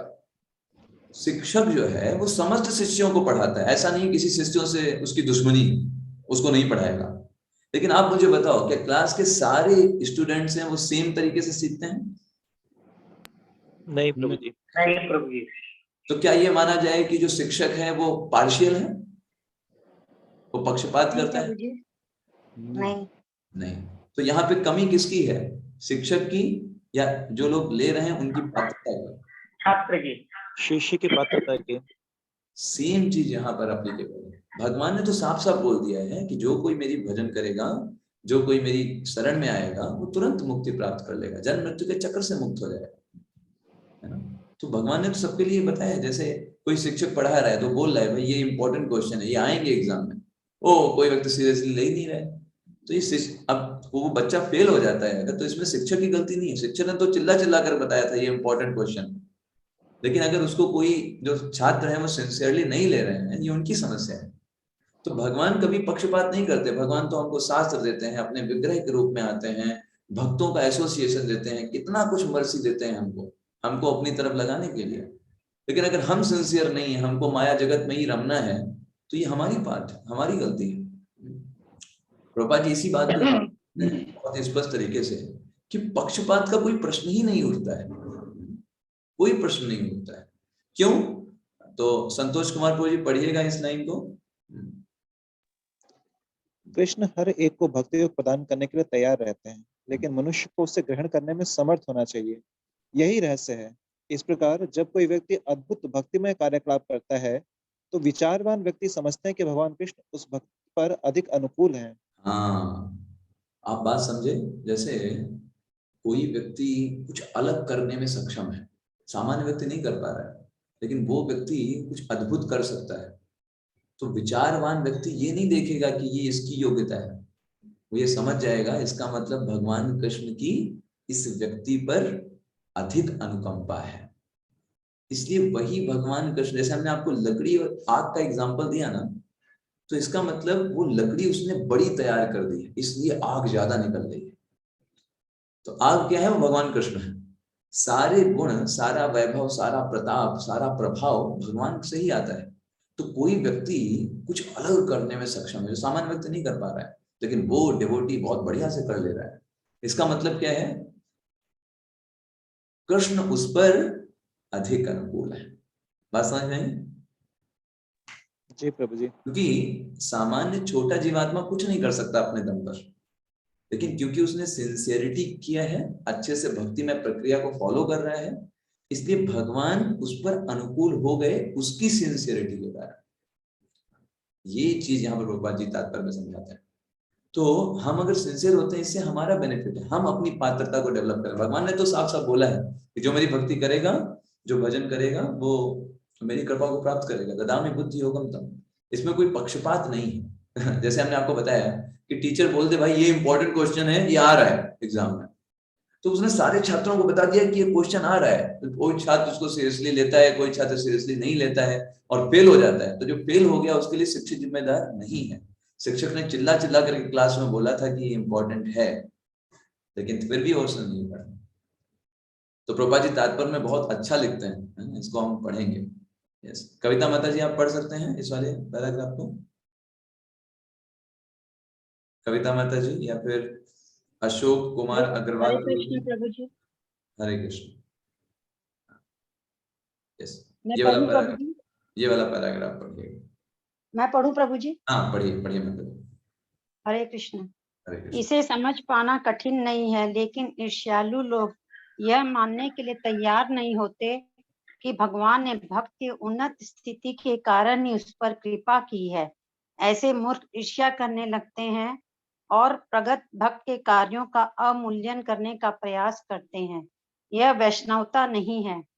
वैष्णव को चाहिए कि अन्य वैष्णव द्वारा की गई भगवत सेवा की प्रशंसा करें। इसीलिए श्रीमद् भागवत में वैष्णव को निर्मत्सर कहा गया है। वैष्णव जन न तो अन्य वैष्णव से कभी ईर्ष्या करते हैं और न अन्य किसी से भी। यस, बहुत इंपॉर्टेंट है। श्री प्रभुपाद जी तात्पर्य में इस बात को समझा रहे हैं कि देखो, जब कोई भक्त ऐसा कुछ अद्भुत कार्य करता है जो सामान्य व्यक्ति नहीं कर पा रहा है, लेकिन वो कर पा रहा है ना, तो सामान्य व्यक्ति क्या करने लगते हैं? उससे ईर्ष्या करने लगते हैं। ईर्ष्या करने लगते हैं। ये व्यक्ति ऐसा इतना अच्छे से कैसे कर ले रहा है, हाँ मैं खुद इससे अच्छा कर सकता हूँ। ईर्ष्या नहीं करनी चाहिए, है ना, बिल्कुल नहीं करनी चाहिए। क्यों? क्योंकि वो ये बात मानने के लिए तैयार नहीं होते। कौन सी बात? कि भगवान ने उस पर कृपा किया है उसकी उन्नत स्थिति के कारण, क्योंकि उसने सिंसियरली भगवान की भक्ति किया, सिंसियरली चीजों को फॉलो किया, अपने गुरु वैष्णव के गाइडेंस में रहा, इसलिए उसको भगवान की कृपा प्राप्त हुई है। इस बात को विश्वास नहीं करना चाहते, ईर्ष्या करना चाहते उस डिवोटी से, है ना, और ये बहुत बड़ी समस्या हो जाती है। वो इसका मतलब फिर वो वैष्णवता नहीं है। वैष्णवता का मतलब क्या होता है? वैष्णव का मतलब ही है that person is not envious to anyone. Devotees को तो छोड़ दीजिए, एक वैष्णव व्यक्ति कभी भी किसी भी से भी ईर्ष्या नहीं कर सकता। इसलिए श्रीमद् भागवतम के पहले के ही श्लोकों में वैष्णव को बताया गया है निर्मत्सर। कोई ईर्ष्या उसको दिला ही नहीं सकता, क्योंकि वो जहां भी देखता है, किसी भी चीज को देखता है कि इस व्यक्ति के अंदर कोई गुण है, इस व्यक्ति के पास कुछ चीजें हैं, वो भगवान कृष्ण की कृपा के रूप में देखता है। जैसे सपोज करिए, मान लीजिए मेरे पास, मैं बहुत गरीब व्यक्ति हूँ मान लीजिए, और दूसरे व्यक्ति के पास बहुत ज्यादा धन है, तो एक भक्त होगा वो कभी उससे ईर्ष्या नहीं करेगा। वो सोचेगा कि भगवान ने उस व्यक्ति पर कृपा की हुई है और भगवान तो मेरे प्रिय हैं, तो भगवान ने अगर उस पर कृपा की है तो मैं कैसे उससे ईर्ष्या कर सकता हूँ। समझ में बात आई आपको? Yes, is this clear? जी प्रभु जी। हाँ, ऐसे ही मान लीजिए, हाँ मैं सुंदर नहीं हूँ, मान लीजिए मैं बहुत कुरूप हूँ, और दूसरा किसी बहुत सुंदर व्यक्ति को देखूं, मिस्टर इंडिया मिस इंडिया को देखूं, मैं सोचूं अरे मैं तो इतना सुंदर नहीं हूँ, ये व्यक्ति इतना सुंदर कैसे हो सकता है। ये वैष्णव ऐसा नहीं सोचेगा। वैष्णव सोचेगा कि ये भगवान की उस पर कृपा है कि वो सुंदर है। अगर भगवान की कृपा है तो भगवान तो मेरे प्रिय हैं, अगर वो उसको उसके ऊपर कृपा कर रहे हैं तो मैं कैसे उससे द्वेष कर सकता हूँ। समझ रहे हैं बात को? That is the thing, that is निर्मत्सर। वो कभी भी किसी से भी दया नहीं कर सकते, किसी के ऊपर भी इस तरीके से ईर्ष्या नहीं कर सकता। निर्मत्सर इसलिए उनको बोला जाता है। ये सबसे पहली क्वालिफिकेशन है भक्त के अंदर होनी चाहिए। इवन जो भौतिकवादी जीवन भी बिताते हैं, वैष्णव कभी उनसे ईर्ष्या नहीं करते हैं, नेवर, कभी भी ईर्ष्या नहीं करते। प्रहलाद महाराज ने कभी भी अपने पिताजी से ईर्ष्या नहीं किया, हमेशा उनका आदर किया, रेस्पेक्ट किया, उनकी बात नहीं मानी वो जो बोल रहे थे, क्योंकि वो भगवान के अनुकूल नहीं था, लेकिन ईर्ष्या कभी नहीं किया कि पिताजी के पास इतना धन है मेरे पास नहीं है। भक्त कभी भी ऐसा नहीं सोचता।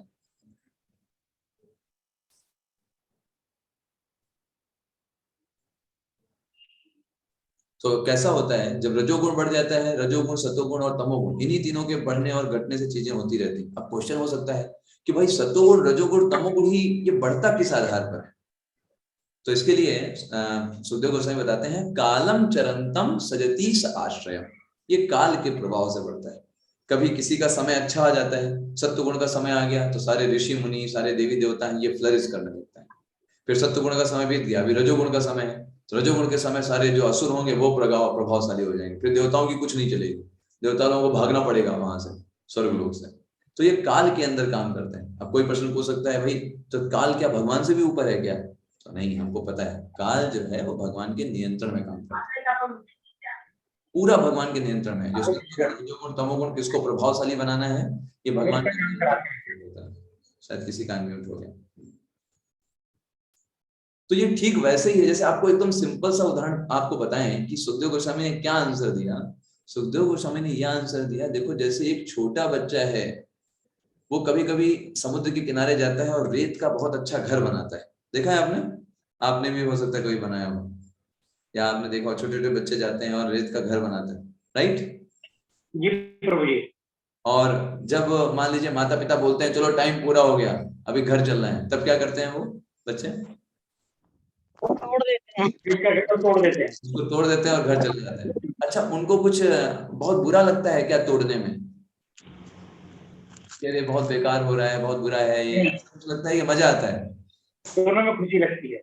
उनको दोनों में खुशी लगती है ना? ऐसे ही भगवान भी इस सृष्टि को बनाते हैं और विनाश कर देते हैं।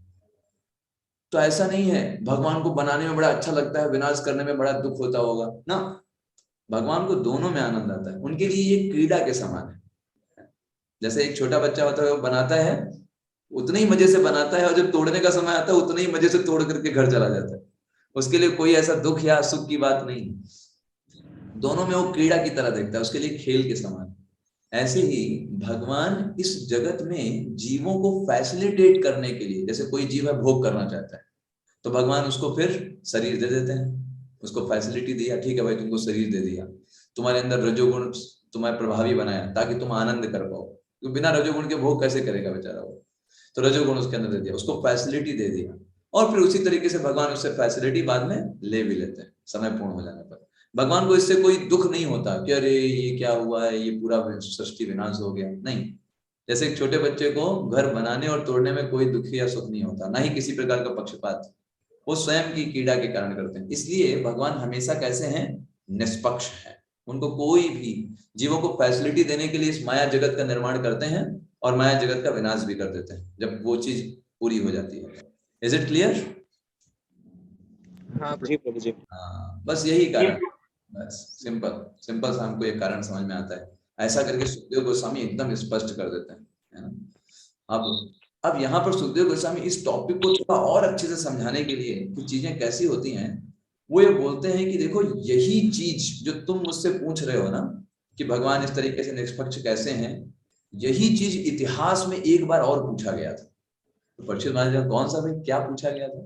अत्रैवो दहतम पूर्व इतिहास सुरर्षिरा, ये इतिहास में एक बार और ये बात पूछी गई थी। क्या पूछा गया था? प्रीत्या महाकृतो, जब महायज्ञ हो रहा था, राजसूय यज्ञ हो रहा था, राजन प्रक्षते जात शत्रवे, उस समय युधिष्ठिर महाराज ने नारद जी से ऐसा ही कुछ प्रश्न पूछा था। क्या पूछा था पता है आपको? यही चीज पूछी थी। क्यों पूछा था? क्योंकि युधिष्ठिर महाराज ने क्या देखा उस समय राजसूय यज्ञ में, क्या देखा? जैसे ही प्रथम पूज्य के रूप में किसको स्थापित किया युधिष्ठिर महाराज ने? पता है आपको,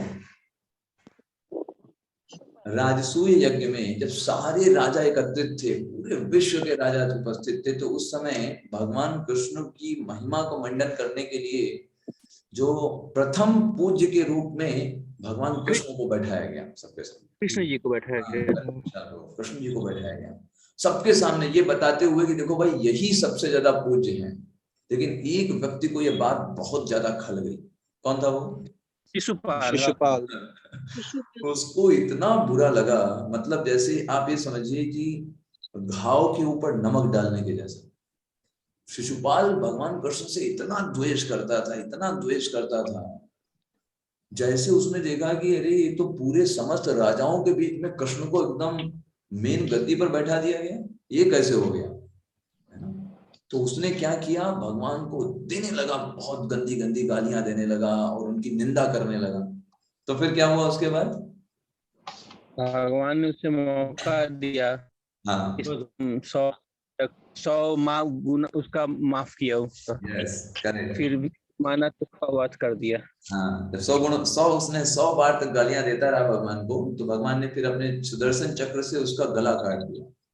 अच्छा, हुआ क्या, जब गला काटा शिशुपाल का, तो शिशुपाल के शरीर से एक अद्भुत ज्योति निकली और वो जा करके भगवान कृष्ण के अंदर समा गई। ठीक है, तो ये चीज देख करके युधिष्ठिर महाराज को बहुत बड़ा संशय हो गया।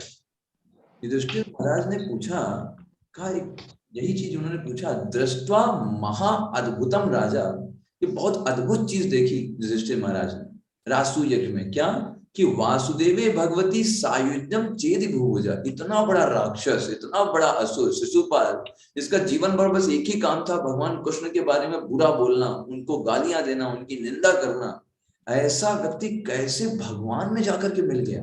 सायुज्य मुक्ति बोलते हैं उसको, भगवान में जाकर के मिल जाना। अरे ऐसी मुक्ति को लोग जीवन जीवन जन्मों जन्मों तो तपस्या करते हैं भगवान की, तब भी वो प्राप्त नहीं कर पाते, है ना? तत्रासीनम सुर ऋषि राजा पांडु सुत कृतो प्रपक्ष विस्मित मना मुनि नाम शृणवतामिदम। और तब ये क्वेश्चन किससे पूछा युधिष्ठिर महाराज ने, पता है आपको? नारद जी से। नारद जी से प्रश्न पूछा, और पूरा 7वां स्कंद नारद जी ने ही इस प्रश्न का आंसर ही दिया है लगभग, है ना?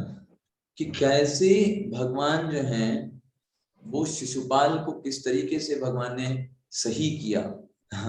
क्यों शिशुपाल इतना बड़ा राक्षस था, फिर भी क्यों ऐसा हुआ कि वो भगवान में जाकर के मिल गया? ऐसे राक्षस को तो बहुत ही, युधिष्ठिर ने देखिए क्या पूछा है नारद जी से, अहो अत्य अद्भुतम, अरे भगवान इतना अद्भुत हमने काम देखा, दुर्लभम भयकांति नाम अपी, जो गति बड़े बड़े ऋषि मुनियों को भी मिल नहीं पाती है, ऐसी गति किसको मिल गई? वासुदेवे परे तत्वे प्राप्ति चैतस्य विदिशा, ऐसा व्यक्ति को वो गति प्राप्त हो गई जो इतना द्वेष करता था भगवान कृष्ण से, इतना उनकी निंदा करता था, ऐसे व्यक्ति को ये गति कैसे प्राप्त हो गई? ये बड़ा विस्मय हो रहा है मेरे को इस बात को, है ना?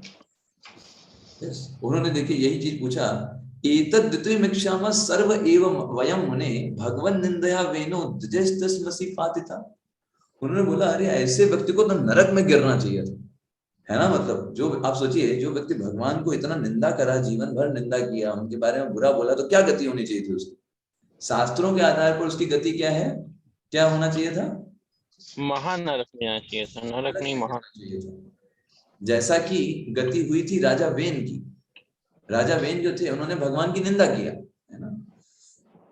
लेकिन राजा भगवान की निंदा करने के कारण उनको नरक में गिरना पड़ा था। तो देखिए राजा वेन ने तो एक बार निंदा किया था, ये व्यक्ति तो उसका पूरा जीवन ही निंदा कर रहा है भगवान की, इसका पूरा जीवन ही डेडिकेटेड था भगवान की निंदा करने के लिए। शिशुपाल फेमस था, ऐसा व्यक्ति भगवान को प्राप्त कर लिया, इतना बड़ा आश्चर्य है। ऐसे करके युधिष्ठिर महाराज ने प्रश्न पूछा, और यही युधिष्ठिर महाराज अगले श्लोक में पूछ रहे हैं कि दम घोष का पुत्र था शिशुपाल, शिशुपाल के पिताजी का नाम दम घोष था और शिशुपाल के ही भाई का नाम दंतवक्र था। तो ये दोनों लोगों को सुगति प्राप्त हुई, जबकि दोनों इतने बड़े राक्षस थे। तो यहाँ पे युधिष्ठिर महाराज बोल रहे हैं दम घोष सुता, मतलब ये दम घोष का पुत्र पाप आरभ्य, छोटे पर से ही पाप में रत, कल भाषणात्, मतलब जब ये बहुत छोटा था, जब बोलना भी इसको नहीं आता था, तोतली बोली बोलता था, उस समय भी भगवान कृष्ण को गालियां देता था। सोच सकते हैं मतलब जब इसको बोलना भी नहीं आता, तोतली भाषा में जब कोई था तब भी ये बोलता था, तो क्या बोलता था? सिर्फ उस समय भी सिर्फ और सिर्फ भगवान के बारे में उल्टा सीधा, है ना, सिर्फ उल्टा सीधा बोलता था। जो कल भाषणात मतलब जो तोतली बोली भी बोलता था, तो उस समय भी भगवान को गालियां देता था। ऐसा व्यक्ति कैसे भगवान की भाई गति को प्राप्त कर गया, ये बड़ा हमको विस्मय हो रहा है, वो समझ में नहीं आ रहा है ये बात।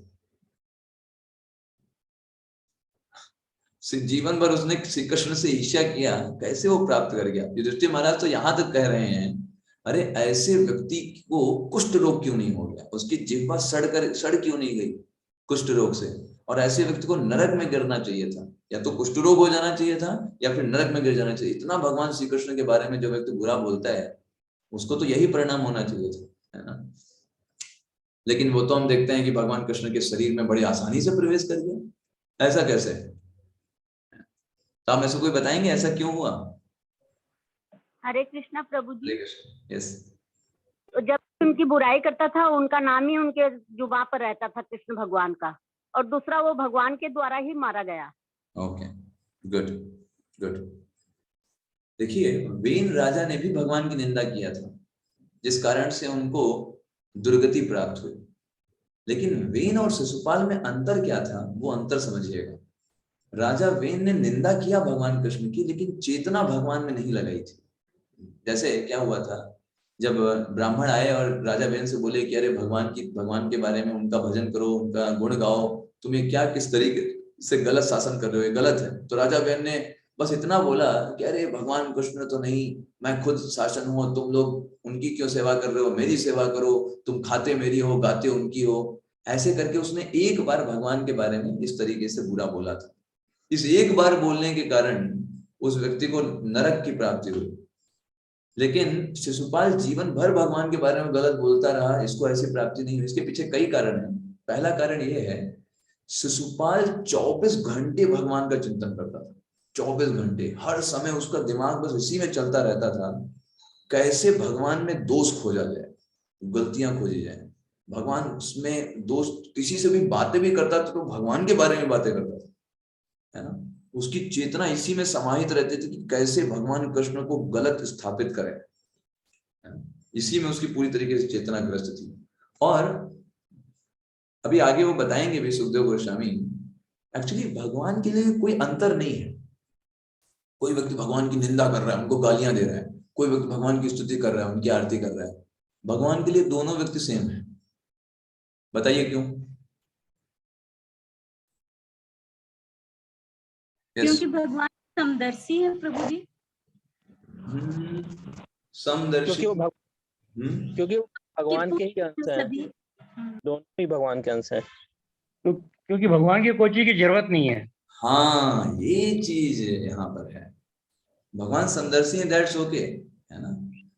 भगवान के अंश है, वो भी ठीक बात है। लेकिन भगवान को दोनों की जरूरत नहीं है। अभी हम आरती लेकर के भगवान को दिखा रहे हैं, भगवान को जरूरत है क्या उसकी? बताइए।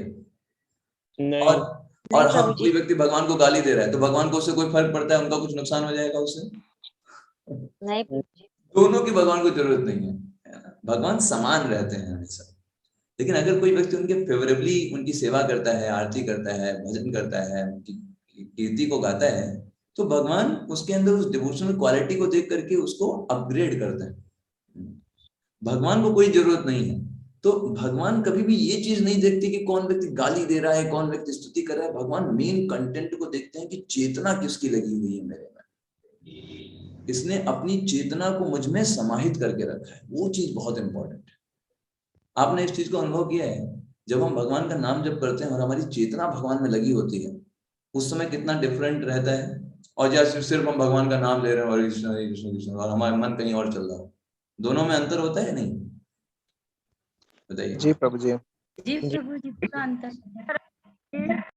तो चेतना को लगाने का बहुत महत्व है। जब चेतना हमारी समाहित होती है कि मैं भगवान की सेवा कर रहा हूँ, ये भगवान की सेवा है, मैं कितना फॉर्चुनेट हूँ, वैष्णव का संग मिला है, भगवत गीता पढ़ने का मौका मिल रहा है, भागवतम पढ़ने सुनने बोलने का मौका मिल रहा है, तो इसमें हमारी चेतना लगी होती है। चेतना लगना बहुत इंपॉर्टेंट है ना। तो शिशुपाल का क्या था, पूरी तरीके से कृष्ण में निवेशित था। वो एक क्षण के लिए भी उसका दिमाग और कुछ नहीं सोचता था। हर चीज में वो यही देखता था कृष्ण को नुकसान कैसे पहुंचाया जाए, कृष्ण के बारे में बुरी बुरी बातें लोगों में जिससे मिलता था कृष्ण के बारे में, अरे वो तो माखन चोर है, वो तो उसको इतना सारा उसने विवाह किए, वो एक नंबर का धूर्त है, ऐसे ऐसे करके हर जगह बस एक ही काम उसका रहता था। क्या करता था? भगवान कृष्ण के दोष। यस, भगवान कृष्ण की बुराई करता था हर जगह, पूरी तरीके से समाहित था। दूसरा कारण महत्वपूर्ण क्या है कि शिशुपाल कोई असुर नहीं है। शिशुपाल भगवान का भक्त ही है, जिसको 3 जन्मों के लिए श्राप मिला था। तो जैसे ही वो तीसरा जन्म पूरा हो गया शिशुपाल के रूप में, तुरंत ही भगवान के धाम में वो वापस चला गया। तो ये दूसरा कारण भी है जो उसके लिए समझते हैं। तो यही परीक्षित महाराज यहाँ पे युधिष्ठिर महाराज सेम क्वेश्चन यही पूछते हैं। तो अब नारद जी उसको बताने के लिए सबसे पहले यही चीज बताते हैं, और ये बहुत इंपॉर्टेंट श्लोक है ना। हमें अगर समझना है चीजों को तो नारद जी बोलते हैं, पहला श्लोक यही बोलते हैं, निंदनस्तव सत्कार यत्कार्थम कलेवरम। देखिए ये श्लोक, ये एक लाइन है, लेकिन ये इतना इंपॉर्टेंट है हमारे लिए समझने के दृष्टिकोण से, बहुत इंपॉर्टेंट। यहाँ क्या बताया जा रहा है कि निंदा करना, कोई व्यक्ति मान लीजिए आपकी निंदा करे, आपको कैसा लगेगा बताइए? अच्छा लगेगा? खराब लगेगा। अच्छा, कोई व्यक्ति आए और आपको बोले, अरे प्रभु जी आप तो अलग ही हैं एकदम, अरे आपके बारे में क्या कहा जाए, आप तो बहुत अच्छे हैं, आप तो इतने हम्बल हैं, इतने अच्छे हैं, कैसा लगेगा आपको? यही चाहिए, अच्छा लगेगा।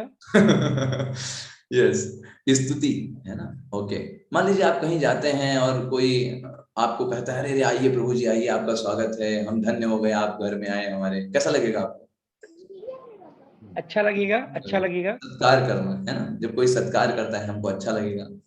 और अनकार्थम है ना, कोई व्यक्ति हमको दुत्कार बोले है ना, अरे जब देखो तब चले आते हैं, कोई काम नहीं धाम नहीं है क्या, देखो घर में पड़े रहते हैं, है ना, मतलब हमारा अनादर करे, कैसा लगेगा फिर? बुरा लगेगा प्रभु जी। ये सारी चीजें, निंदा करना, स्तुति करना, जो हमको अच्छा लग रहा है, बुरा लग रहा है, सत्कार करने में हमको अच्छा लग रहा है, कोई हमको दुत्कार रहा है हमको बुरा लग रहा है, ये सब क्यों हो रहा है? बिकॉज कलेवरम, क्योंकि हमारे पास ये शरीर है, भौतिक शरीर है। भौतिक शरीर होने के कारण हमको कोई निंदा करता है बुरा लगता है, स्तुति करता है अच्छा लगता है, कोई सत्कार करता है अच्छा लगता है, दुत्कारता है हमको बुरा लगता है। इन सबके पीछे कारण बस एक ही है, क्योंकि हमारे पास क्या है? भौतिक शरीर है। बस अगर ये भौतिक शरीर हटा दिया जाए, या इस भौतिक शरीर की चेतना को हटा दिया जाए, जैसे जो भगवान के महान भक्त होते हैं उनको भौतिक शरीर की चेतना नहीं रहती, वो आत्मिक दृष्टिकोण में रहते हैं, उनकी कोई निंदा नहीं कर सकता, कोई भी उनको परेशान नहीं कर सकता, कोई उनको फेवर उनका नहीं दे सकता किसी तरीके से, क्योंकि वो निंदा स्तुति से ऊपर चले जाते हैं। इसलिए भगवान भगवद गीता में बार बार बोलते हैं कि मेरे भक्त निंदा और स्तुति से ऊपर रहते हैं। म्यूट कर लीजिएगा, किसी का शायद अनम्यूट रह गया। ये बात आपको समझ में आई? This is clear? जी प्रभु जी। जीवात्मा को शरीर दिया ही इसलिए जाता है ताकि उसको अपमानित किया जा सके। जैसे सपोज करिए आप एक बहुत गरीब व्यक्ति हैं, तो आपको ये नहीं पता है धन जब खो जाएगा तो कितना दर्द होता है, तो मैं आपको 10 लाख रुपए देता हूं, है ना, और फिर एक दूसरे व्यक्ति से बोल करके अब आप 10 लाख रुपए को अपना मानने लगे, मेरा 10 लाख, मेरे 10 लाख, मेरे 10 लाख, उसको अपना मानने लगे। और फिर किसी दूसरे व्यक्ति से बोल करके 5 लाख मैंने क्या किया, आपसे चोरी करा लिया। बताइए आपको दुख होगा? विशाल प्रभु जी आप एनोटेट मत करिएगा, गलती से हो गया, गलती से। हाँ मैं उसको सही कर देता हूँ। तो कैसा लगेगा? मान लिया 10 लाख रुपए आपने पहले दिए और फिर उसे क्या किया, 5 लाख रुपए किसी दूसरे व्यक्ति से चुरवा लिए। अब उस व्यक्ति को जो 10 लाख रुपए आपने दिए उसको कैसा लगेगा? अभी बुरा लगेगा, बहुत दुख होगा प्रभु जी उसको। तो देखिए, दुख पहुंचाने का ये साधन है, इसीलिए ये शरीर हमको दिया जाता है ताकि जब कोई हमारी निंदा करे तो हमको बड़ा बुरा लगे। अगर मान लो शरीर नहीं होता तो निंदा करता कोई फर्क नहीं पड़ता, लेकिन शरीर हमको दिया गया है तो कोई निंदा करता है तो बुरा लगता है, कोई स्तुति करता है बड़ा अच्छा लगता है, कोई कुछ धन मिल जाता है बड़ा अच्छा लगता है, धन चोरी हो जाता है बहुत बुरा लगता है। ये सबके पीछे कारण है क्योंकि हमारे पास शरीर है। लेकिन इस शरीर में रहते हुए भी जो व्यक्ति भगवान की भक्ति करते हैं वो व्यक्ति इस शरीर के कॉन्सेप्ट से ऊपर चले जाते हैं। फिर वो शरीर के आधार पर नहीं देखते, वो भगवान आत्मिक दृष्टिकोण से देखते हैं। तो नारद जी यहाँ पर ये समझाने की चेष्टा कर रहे हैं कि जिन भगवान की भक्ति करने से व्यक्ति शरीर के कॉन्सेप्ट से ऊपर होकर के निंदा और स्तुति को समान समान समझता है, जिनकी भक्ति करने से व्यक्ति समान समान समझने लगता है, ऐसे भगवान क्या निंदा और स्तुति से उनको कोई फर्क पड़ता होगा? सोचने वाली बात है। नहीं होगा। जिन भगवान की भक्ति करके डिवोटीज इतना एडवांस हो जाते हैं कि कोई निंदा कर रहा है कोई तारीफ कर रहा है उनको फर्क नहीं पड़ता, उनको पता है ये सब इस शरीर के कारण है। शरीर है तो लोग निंदा कर रहे हैं, शरीर है तो लोग उसकी स्तुति कर रहे हैं, शरीर है तो उसको लोग स्वागत कर रहे हैं, और शरीर तो अपना है नहीं, हम तो आत्मा है। तो वो इन चीजों से ऊपर हो जाते हैं, जिनकी भक्ति करने से जिनको ये साक्षात्कार हो जाता है। तो ऐसे भगवान को क्या निंदा और स्तुति से कोई फर्क पड़ता है? तुम्हें क्या लगता है कि भगवान को शिशुपाल गालियां दे रहा था तो भगवान को बुरा लग रहा होगा? बताइए। नहीं प्रभु जी। है ना, सोचने वाली बात है, गहराई से सोचने वाली बात है। कोई भी व्यक्ति जब भगवान के डिवोटीज निंदा और स्तुति से ऊपर हो जाते हैं तो भगवान तो पहले से ही उसके ऊपर है। उनको कोई निंदा करे, कोई उनको गाली दे, स्तुति करे, उनके लिए सब समान ही है, वो इन चीजों से ऊपर है। जैसे जड़ भरत की स्टोरी में हम देखते हैं, वो भगवान के शुद्ध भक्त हैं। तो जड़ भरत के भाई जो थे उनको निंदा करते थे, उनको दुत्कारते थे, जड़ भरत को कोई फर्क नहीं पड़ता था, है ना। फिर जब काली देवी के जो डिवोटीज थे वो आकर के जड़ भरत को बलि के लिए लेकर के जा रहे थे, जड़ भरत को बड़ा खाना खिला रहे थे, फूल माला पहना रहे थे, जड़ भरत के लिए कोई फर्क नहीं था। फिर जड़ भरत को उठाकर बलि पर चढ़ा दिए और तलवार मारने जा रहे थे, जड़ भरत ने एकदम 1 इंच तक नहीं दिया। उनके लिए कोई फर्क नहीं पड़ता क्योंकि वो पूरी तरीके से आत्मा में स्थित है, उनको पता है कि मैं शरीर नहीं हूं। लेकिन जो इस कॉन्सेप्ट में जी रहा है कि मैं ये शरीर हूं, ये मेरा घर है, ये मेरा परिवार है, ये मेरा पूरा ब्यौरा है, ये मेरा पोस्ट है, ये मेरा पोजीशन है, ये मेरे संबंधी लोग हैं, ये मेरे मित्र हैं, ऐसे लोगों को कष्ट देना तो बहुत आसान है कि नहीं? कष्ट देना और स्तुति करना बहुत आसान है, क्योंकि उनकी चीजों के बारे में आप ग्लोरिफिकेशन करोगे वो खुश हो जाएंगे। अरे आपका बेटा, क्या बात, आपका बेटा तो बहुत अच्छा है, अरे आपका घर तो बड़ा बढ़िया है। अभी वो कहता है हाँ भाई मेरा घर है, और क्या मेरा घर है, अरे आपकी जॉब तो बड़ी बढ़िया है, एक व्यक्ति खुश हो जाता है, वाह हाँ भाई मेरी जॉब है, अरे आपका परिवार तो बड़ा सात्विक परिवार है, सब लोग बहुत अच्छे हैं, ये कहेगा हाँ हाँ भाई मेरा परिवार है, खुश हो जाता है। लेकिन जो विचारशील व्यक्ति होते हैं वो ये समझते हैं मैं और मेरा की जो भावना है ये शरीर से उत्पन्न होती है, और इसलिए वो निंदा और स्तुति से ऊपर रहता है वो हमेशा। तो ऐसे ही भगवान को भी शिशुपाल जो गालियां दे रहा है इस कारण से भगवान ने उसको नहीं मारा, ये बात हमको समझना है। भगवान इनसे ऊपर है, भगवान ने उस पर कृपा करने के लिए उसको मारा, भगवान को वरना निंदा स्तुति से कोई फर्क नहीं पड़ता, है ना। ये यहाँ पर नारद जी जो है समझाने का प्रयास कर रहे हैं। किसको समझा रहे हैं नारद जी? युधिष्ठिर महाराज को। परीक्षित महाराज को ये बात को समझा रहे हैं, परीक्षित महाराज को नहीं, किसको? युधिष्ठिर जी को, युधिष्ठिर महाराज को। और इस प्रश्न की चर्चा सुखदेव गोस्वामी परीक्षित महाराज से कर रहे हैं कि देखो भाई जैसा तुमने क्वेश्चन पूछा ना, यही सेम क्वेश्चन युधिष्ठिर महाराज ने नारद जी से भी पूछा था जब शिशुपाल को मारा भगवान कृष्ण, कि शिशुपाल के साथ भगवान ने ऐसा क्यों किया और भगवान को मर्ज क्यों हो गया जा करके, है ना। तो यही सेम क्वेश्चन उन्होंने पूछा था ऐसा करके। तो यही चीज जो मैंने आपको बताया, यही सब चीजें यहाँ पर बताई गई इसमें। और आगे अभी यहाँ पर सेम चीज शिशुपाल के पास टाइम को लेकर के बताया जाएगा। जैसे यहाँ पे बोला गया तस्मात् वैरानुबंधेन निर्वैरेण भयेन वा स्नेहात् कामेन वा युञ्जात् कथयिंश्चित् नेक्षते पृथक्।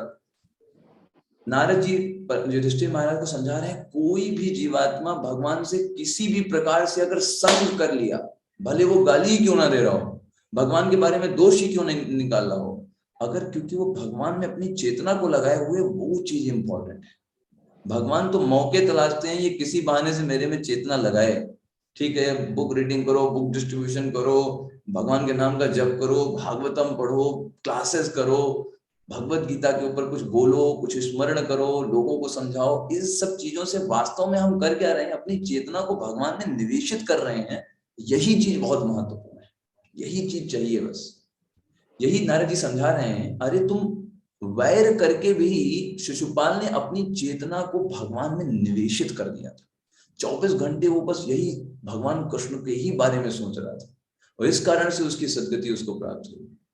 और ऐसे ही लोग भय के कारण भी भगवान को याद करते हैं। अभी नारद जी एग्जाम्पल भी देंगे। कोई लोग स्नेह के कारण भी भगवान को याद करते हैं, कोई अपनी इच्छाओं की तृप्ति के लिए भी भगवान को याद करते हैं। किसी ना किसी प्रकार से भगवान में अपनी चेतना को निवेशित करना, ये बहुत इंपॉर्टेंट है। नारद जी ये उपदेश देते हैं। नारद जी बहुत अच्छा ये श्लोक बोलते हैं, ये बहुत फेमस श्लोक है। अभी हम आपको दिखाएंगे जस्ट आगे।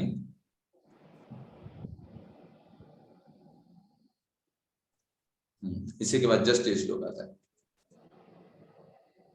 ये बताते हैं कि जैसे एक कीड़ा होता है जो कैटरपिलर बोलते हैं, उसका नाम कैटरपिलर होता है।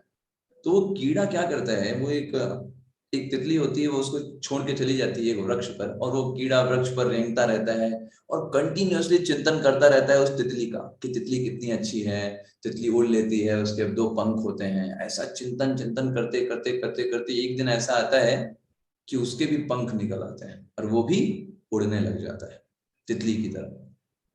तो यही उदाहरण देते हैं नारद जी पर यहाँ पर युधिष्ठिर महाराज को। कहते हैं जब इस भौतिक जगत में हम देखते हैं कि कोई व्यक्ति इतना याद करते करते करते करते उसका स्वभाव उसमें परिणत हो जाता है, तो भगवान के डिवोटीज के लिए ऐसा क्यों नहीं है? भगवान के डिवोटीज यही करते हैं, जीवन भर भगवान के बारे में चिंतन करते रहते हैं, उनके बारे में डिस्कशन करते रहते हैं, उनका चिंतन किसी ना किसी प्रकार से उनमें अपने आप को निवेशित करके रखते हैं, और जीवन के अंत में जब शरीर छोड़ेंगे उनको भी भगवान श्री कृष्ण जैसा स्वरूप प्राप्त होगा, भगवान श्री कृष्ण की सेवा करने के, क्योंकि जीवन भर उन्होंने उस पर अपना निवेशित किया है। और इसके विपरीत जो मूर्ख लोग होते हैं वो भगवान में ईर्ष्या करेंगे, भगवान से भगवान की भक्ति नहीं करेंगे। भगवान 9वें अध्याय के 11वें श्लोक में बोलते हैं, अब जानन्ति माम मूढ़ा, मूर्ख लोग मुझे समझ नहीं पाते, मानुषी तनुमाश्रितम, अब सोचते हैं कि मैं मनुष्य हूं, ऐसा करके सोचते हैं, मेरा हंसी उड़ाते हैं, मेरा मजाक उड़ाते हैं, है ना, कि देखो कृष्ण ने ऐसा किया, देखो कृष्ण ने ऐसा किया। वो सोचते हैं कि मैं मनुष्य हूं, ऐसा सोच के मेरा परिहास उड़ाते हैं। लेकिन तुरंत भगवान 4थे अध्याय के 9वें श्लोक में बताते हैं कि जन्म कर्म चमे दिव्यम, मेरे जन्म और कर्म कैसे होते हैं? दिव्य होते हैं, और वो भौतिक धरातल पर नहीं होते, वो आध्यात्मिक धरातल पर होते हैं। तो व्यक्ति को उस दृष्टिकोण से देखना चाहिए, कभी भी भगवान को भौतिक दृष्टिकोण से नहीं देखना चाहिए, है ना। कई बार देखेंगे लोग बड़े हंसी मजाक में बोलते हैं, अरे ये तो भगवान कृष्ण की तरह है ना, या ये तो बहुत, जब कोई देखेंगे कोई बहुत ज्यादा भौतिक जगत में आसक्त हो जाता है, या फिर वो व्यक्ति जो है बहुत ज्यादा स्त्रियों में रुचि लेने लगता है, तो बोलते हैं अरे ये तो कृष्ण की तरह है। तो इसका मतलब क्या है कि ये लोग अभी भी भगवान कृष्ण को भौतिक दृष्टिकोण से ही देखते हैं। उनको लगता है भगवान कृष्ण भी ऐसे ही हैं जैसे हम लोगों के अंदर इच्छाएं रहती हैं। भगवान कृष्ण दिव्य स्तर पर कार्य करता है। जन्म कर्म चमे दिव्यम, भौतिक धरातल में मतलब क्या है, लोग इन्हीं सबके पीछे रहते हैं। आध्यात्मिक धरातल क्या है, जहां पर भगवान की सेवा सर्व प्रमुख होती है, वो दृष्टिकोण, सेवा भावना प्रमुख होती है। तो यहाँ पर भगवान उसी चीज को बता रहे हैं। यहाँ पर नारद जी यही बोल रहे हैं कि जब कोई एक कीड़ा जो है वो तितली को याद कर करके अपने आप को रूपांतरित कर देता है, तो भौतिक जगत में ऐसा संभव हो सकता है, तो आध्यात्मिक जगत में क्यों नहीं? शिशुपाल ने वही किया, जीवन भर भगवान का चिंतन किया, अंत समय उसको इसलिए भगवान का जैसा स्वरूप प्राप्त हो गया, भगवान की सेवा करने का मौका मिल गया। तो इसमें आश्चर्य की कौन सी बात है? नारद जी ऐसा पूछ रहे हैं, ऐसा कह रहे हैं। तो कोई व्यक्ति किसी भी तरीके से काम से अपनी इच्छाओं की तृप्ति के लिए, द्वेष से मतलब भगवान पर क्रोधित होकर के, भय से भगवान से डर करके, या स्नेह से भगवान से प्रेम करके, या फिर भक्तिया या भगवान की भक्ति करके, किसी भी तरीके से अगर व्यक्ति की चेतना भगवान में लग जाए, बस वही चाहिए। भगवान में चेतना लगी होनी चाहिए। किस तरीके से लगी है वो इंपॉर्टेंट नहीं है, क्योंकि भगवान को तो कोई फर्क नहीं पड़ता उससे। भगवान के पास हमारे जैसा कोई भौतिक शरीर नहीं है कि उनको निंदा और स्तुति से फर्क पड़ने वाला है। हम लोगों को निंदा और स्तुति से फर्क पड़ता है, क्योंकि भगवान के पास कोई भौतिक शरीर नहीं है, इसलिए उनको कोई फर्क नहीं पड़ता निंदा और स्तुति से। वो सिर्फ ये देखते हैं कौन व्यक्ति मेरे में 24 घंटे कृष्णा कॉन्शियसनेस है। शिशुपाल पूरी तरीके से कृष्ण भावना भावित था 24 घंटे। भगवान ये नहीं देख रहे कि वो क्या करता है। ऐसे ही भगवान का यही स्वभाव है। जैसे पूतना आई तो भगवान ने ये नहीं देखा वो पूतना करने क्या है। भगवान ने क्या देखा, ये तो मुझे दूध पिलाने आई है, सेवा करने आई है मेरी। भगवान ने नेगेटिव पॉइंट देखते ही नहीं है भगवान। तो भगवान वो दृष्टिकोण से देख करके उसको अपनी आध्यात्मिक जगत में उसको अपनी माता बना लिया। अरे इसकी भावना है मुझे दूध पिलाना, है ना, तो उसको आध्यात्मिक जगत में अपनी माता बना दिया। अहो बकीयम स्तन कालकूटम, अपने स्तनों में वो कालकूट जहर लगाकर आई थी भगवान कृष्ण को मारने के लिए। ऐसे भगवान कृष्ण जो ऐसे राक्षस जो भगवान को मारना चाहते हैं उनको भी जो भगवान परम गति दे देते हैं, तो भक्तों को क्या देंगे, ये सोचने वाली बात है। कितना हमको निश्चिंत होना चाहिए भगवान की भक्ति में। तो यहाँ पर नारद जी उदाहरण देते हैं, देखो अनेक अनेक लोगों ने अलग अलग प्रकार से भगवान की सेवा की। जैसे गोप्या कामात, जो गोपियां थी उन्होंने काम से भगवान की प्राप्ति करने की इच्छा की। 24 घंटे वो ये सोचते थे भगवान को किस तरीके से हम प्रसन्न करें। तो गोपियां का जो काम है वो भौतिक जगत का काम नहीं है, आध्यात्मिक जगत का काम। आध्यात्मिक जगत का काम का मतलब क्या होता है, भगवान को कैसे प्रसन्न करें, यही भावना उनके 24 घंटे मन में रहती थी। इस कारण से वो सद्गति को प्राप्त किया। भयात कंसा, और कंस कैसे प्राप्त किया भगवान को, किस कारण से, भयात से, भय से। वो कुछ भी देखता था ना, काला काला कुछ भी दिखाई दे जाता था। जैसे रोटी में जो काले काले धब्बे पड़ते हैं उसको देख के वो डर जाता था, अरे कृष्ण है भाई, कहीं इसी से कृष्ण ना निकल पड़े। उड़द की दाल देखता था उसमें काला काला मटेरियल देखता था, उससे डर जाता था। तो रात हो जाती थी उसको डर लगता था कृष्ण कहीं से भी आ सकता है। काली कोई भी चीज देखता था वो कृष्ण कॉन्शियस में हो जाता था। भय से कंस ने भगवान कृष्ण को प्राप्त कर लिया।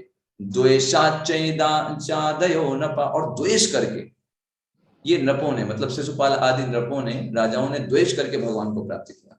संबाधात वैष्णवया स्नेहा, और तुम सारे वैष्णवों ने, वार्ष्णेयों ने, वैष्णव वंश है तो वार्ष्णेयों ने संबंध रख करके भगवान की प्राप्ति की। किसको बोल रहे हैं, युधिष्ठिर महाराज को। तुम्हारा संबंध है ना भगवान के साथ, तो बड़ा स्नेह है तुम्हारा। तुम सोचते हो अरे भगवान कृष्ण तो मेरे हैं, अरे भगवान कृष्ण तो मेरा छोटा भाई है। तो तुम्हारा स्नेह है, जैसे हमारा जैसे पारिवारिक स्नेह रहता है ना अलग से ही, मतलब मेरा छोटा भाई है तो एक स्नेह रहता है। तुम्हारा भगवान कृष्ण से वो स्नेह है, इसलिए तुम्हारी सद्गति हो रही है। और भक्त्या वयम विभो, और हम जैसे सामान्य भक्त भगवान की सेवा करके भगवान को प्राप्त करते हैं। हम उन सारे स्टेजेस में नहीं है। गोपियों ने काम से भगवान की प्राप्ति किया, कंस ने भय से भगवान को प्राप्त कर लिया, और शिशुपाल आदि लोगों ने कैसे प्राप्त किया भगवान से, द्वेष करके।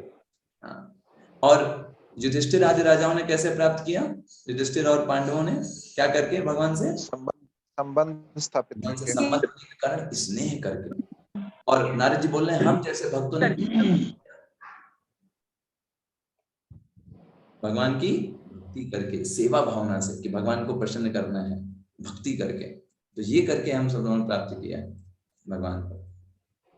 तो इससे फर्क नहीं पड़ता कि किस तरीके से कर रहे हो।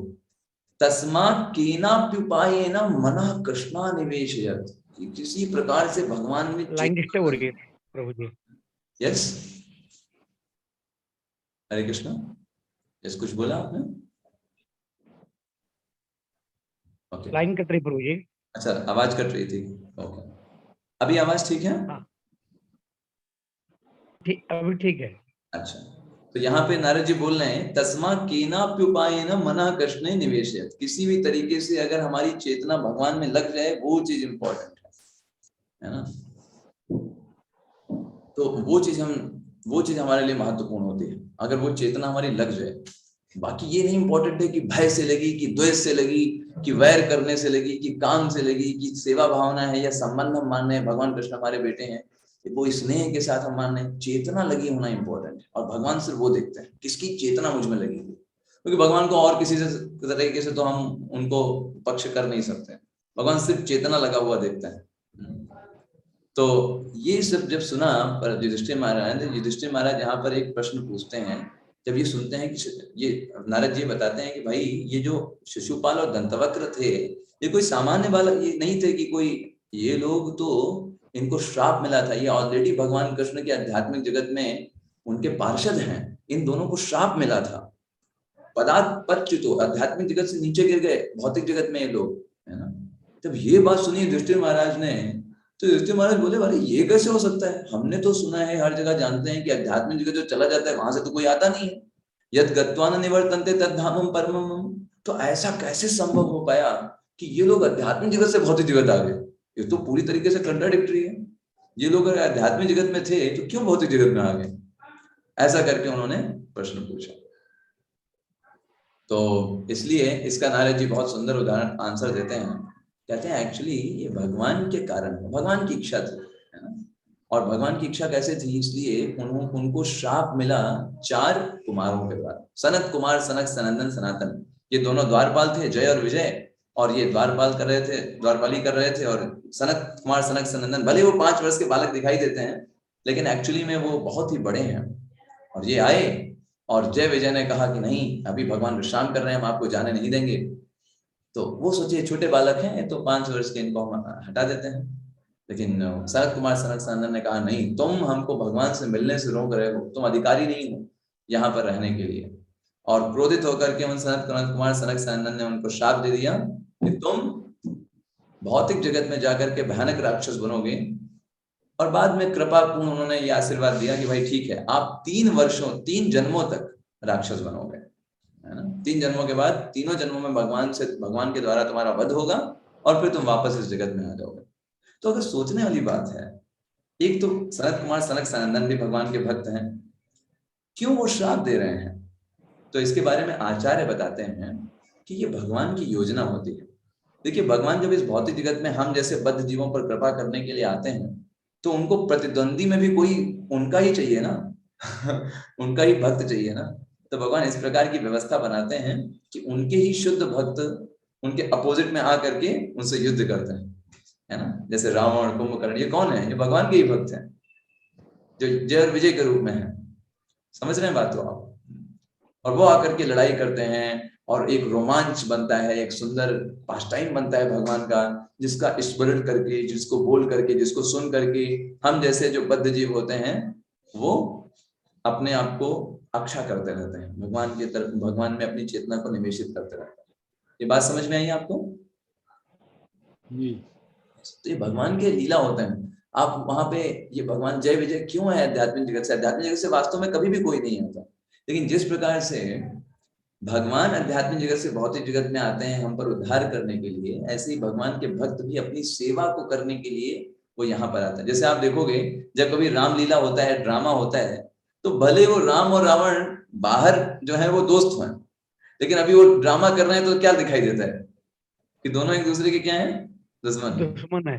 करेक्ट ना? यस। इन सेम वे सारे जीवात्मा तो भगवान के ही अंश हैं। भगवान के जो बहुत करीब के होते हैं उन्हीं को वो राक्षस के रूप में प्रकट करते हैं और उनके साथ युद्ध करते हैं, वीर रस का आस्वादन करते हैं। भगवान युद्ध करते हैं, लड़ाई करते हैं और फिर वापस अपने अपने धाम में चले जाते हैं उनके साथ ही। तो यही चीज नारद जी बता रहे हैं। देखो ये जो 3 जन्मों का श्राप मिला था, अलग अलग जन्मों में ये अलग अलग लोग बने, है ना। ये वही कहानी बता रहे हैं। एकदा ब्रह्मणा पुत्रा विष्णुलोकम यदक्षया, ये ब्राह्मण के पुत्र विष्णुलोक में गए और उन्होंने 3 जन्मों के लिए श्राप दिया। तो इसी में बताते हैं कि एक जन्म में वो क्या बने? रावण कुंभकर्णश्च, एक जन्म में वो रावण और कुंभकर्ण बने, ये एक जन्म की बात है। दूसरे जन्म में वो क्या बने? हिरणाक्ष और हिरण्यकश्यप, है ना। तब हिरणाक्ष और हिरण्यकश्यप बने वो दूसरे जन्म में। तात्रव क्षत्रियो जातो मात्र सस आत्मतो जव, और एक जन्म में वो तुम्हारे मौसी के पुत्र बने। किसके मौसी के पुत्र? युधिष्ठिर महाराज के। युधिष्ठिर महाराज के मौसी के पुत्र कौन है? शिशुपाल और दंतवक्र, ये दोनों मौसी के पुत्र हैं युधिष्ठिर महाराज के। अब इस जन्म में भगवान कृष्ण ने उनको मारा। एक जन्म में हिरणाक्ष और हिरण्यकश्यप बने, एक जन्म में रावण और कुंभकर्ण बने और तीसरे जन्म में दंतवक्र और शिशुपाल बने। तो इन तीनों जन्म में भगवान ने उनको उसके कारण उनको मारा। अब उनके सारे पाप मुक्त हो गए, अब वो सीधे भगवान के धाम चले जाएंगे। तो ये कारण है किस कारण से वो भगवान में जाकर के विलीन हो गए। ये कारण नारद जी यहाँ पर बताते हैं। और इस तरीके से जब बताते हैं तो युधिष्ठिर महाराज एक प्रश्न पूछ देते हैं और इसी के साथ चैप्टर खत्म होता है। युधिष्ठिर महाराज जब नारद जी ये बताते हैं कि भाई हिरण्यकशिपु को भगवान ने मारा, क्यों मारा? क्योंकि प्रहलाद महाराज को कष्ट देते थे इसलिए मारा। तो यही चीज युधिष्ठिर महाराज प्रश्न के रूप में पूछ देते हैं, विद्वेषो दैते पुत्रे, ऐसा क्या कारण था कि हिरण्यकशिपु अपने पुत्र से द्वेष करता था? क्या ऐसा हो गया कि वो परेशान करने लगा अपने पुत्र को? कुछ तो कारण रहा होगा, वो कारण क्या था ये हमको बताइए। कथमा सीम्य महात्मनि, वो महात्मा हमको बताइए विस्तार से, क्यों वो प्रहलाद से द्वेष करता था? प्रहलाद तो भगवान के भक्त थे। ब्रूहि में भगवन्येन प्रहलाद्याश्चाच्युत आत्मता, आप मुझे वो प्रहलाद का चरित्र बताइए कि क्यों ऐसे प्रहलाद जो कि भगवान के भक्त थे, जिनको किसी से कोई द्वेष नहीं है, ऐसे महान भक्त के प्रति भी जो हिरण्यकशिपु था वो इतना द्वेष करता था कि उसको मारने के लिए हमेशा तैयार रहता था। तो हमें ये कारण बताइए इसके पीछे क्या कारण है। और दूसरे अध्याय से, ये आज हमने पहला अध्याय कंप्लीट किया, 7वें अध्याय का, 7वें स्कंद का पहला अध्याय। दूसरे अध्याय से हम नारद जी एक्सप्लेन करेंगे किसका पास टाइम बताइए, प्रहलाद महाराज जो है, कैसे हिरण्यकशिपु था, कैसे प्रहलाद महाराज हुए, क्या हुआ, वो हम अगले संडे को डिस्कशन करेंगे, सेकंड चैप्टर। ठीक है, ओके।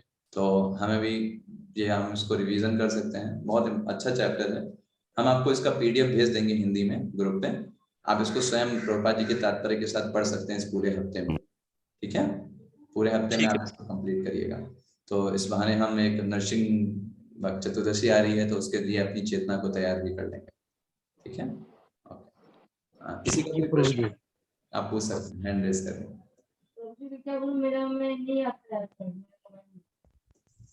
हरे कृष्ण। यस, किसी का कोई प्रश्न है? अशोक कुमार, आप कुछ बोल रहे हैं? नहीं प्रभु जी, सब ठीक है प्रभु जी। अच्छा, ओके। संतोष कुमार प्रभु जी। हरे कृष्णा प्रभु जी, दंडवत प्रणाम। दंडवत प्रणाम। प्रभु जी, असुर, यक्ष और राक्षस में क्या अंतर है? यक्ष और राक्षस में क्या अंतर है? असुर, यक्ष और राक्षस। असुर, राक्षस, असुर तो जैसे सिंपल है, असुर तो जस्ट जो देवताओं के अपोजिट होते हैं वो कहलाते हैं।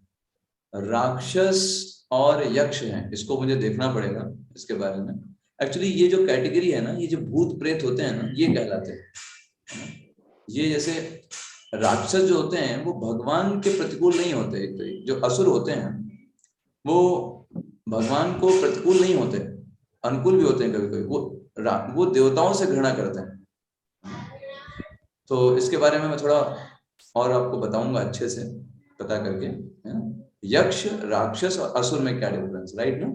जी, क्योंकि जैसा आपने बताया प्रभु जी, राक्षस रजोगुण के प्रभाव में आते हैं और तमोगुण में यक्ष और राक्षस, असुर रजोगुण के प्रभाव में आते हैं, असुर रजोगुण के प्रभाव, और यक्ष और राक्षस तमोगुण के प्रभाव में आते हैं। तो कुछ तो अंतर होगा प्रभु जी? बिल्कुल अंतर होगा। इसको, इन कैटेगरी को, यक्ष और राक्षस में भूत प्रेत भी आते हैं। जितने भूत प्रेत पिशाच है ना, ये सब तमोगुण के हैं। असुर तमोगुण में नहीं है, असुर रजोगुण में रहता है जी। और ये जो राक्षस में क्या है, ये भूत प्रेत पिशाच है ना, चुड़ैल डायन, ये सब जो है ये तमोगुण में आते हैं। ये अंधकार के प्रतीक है पूरे तरीके से, है ना। मतलब ये इस कैटेगरी में है। अब इसको और कैसे और एलोबरेट कर सकते हैं इसके बारे में पता करेंगे। ठीक है, ओके प्रभु जी। हरे कृष्णा प्रभु जी। Hare Krishna. Any other question? कुछ और कोई पूछना चाहता है? चलिए, तो फिर ठीक है, कोई बात नहीं। तो आप सभी का बहुत बहुत धन्यवाद, आपने श्रीमद् भागवतम अपना अच्छे से पढ़ रहे हैं और इस बहाने हमें मौका दे रहे हैं सेवा का। इस बहाने मैं भी कुछ भगवान में थोड़ी बहुत चेतना लग रही है। सभी का बहुत बहुत धन्यवाद। हरे कृष्ण, दंडवत प्रणाम। श्रीमद् भागवतम महापुराण की जय। गौर जय। जय श्रील प्रभुपाद की जय। जय। हरे कृष्ण प्रभु जी। हरे कृष्ण प्रभु जी, दंडवत प्रणाम। हरे कृष्णा प्रभु जी, दंडवत प्रणाम। हरे कृष्ण। हरे कृष्ण।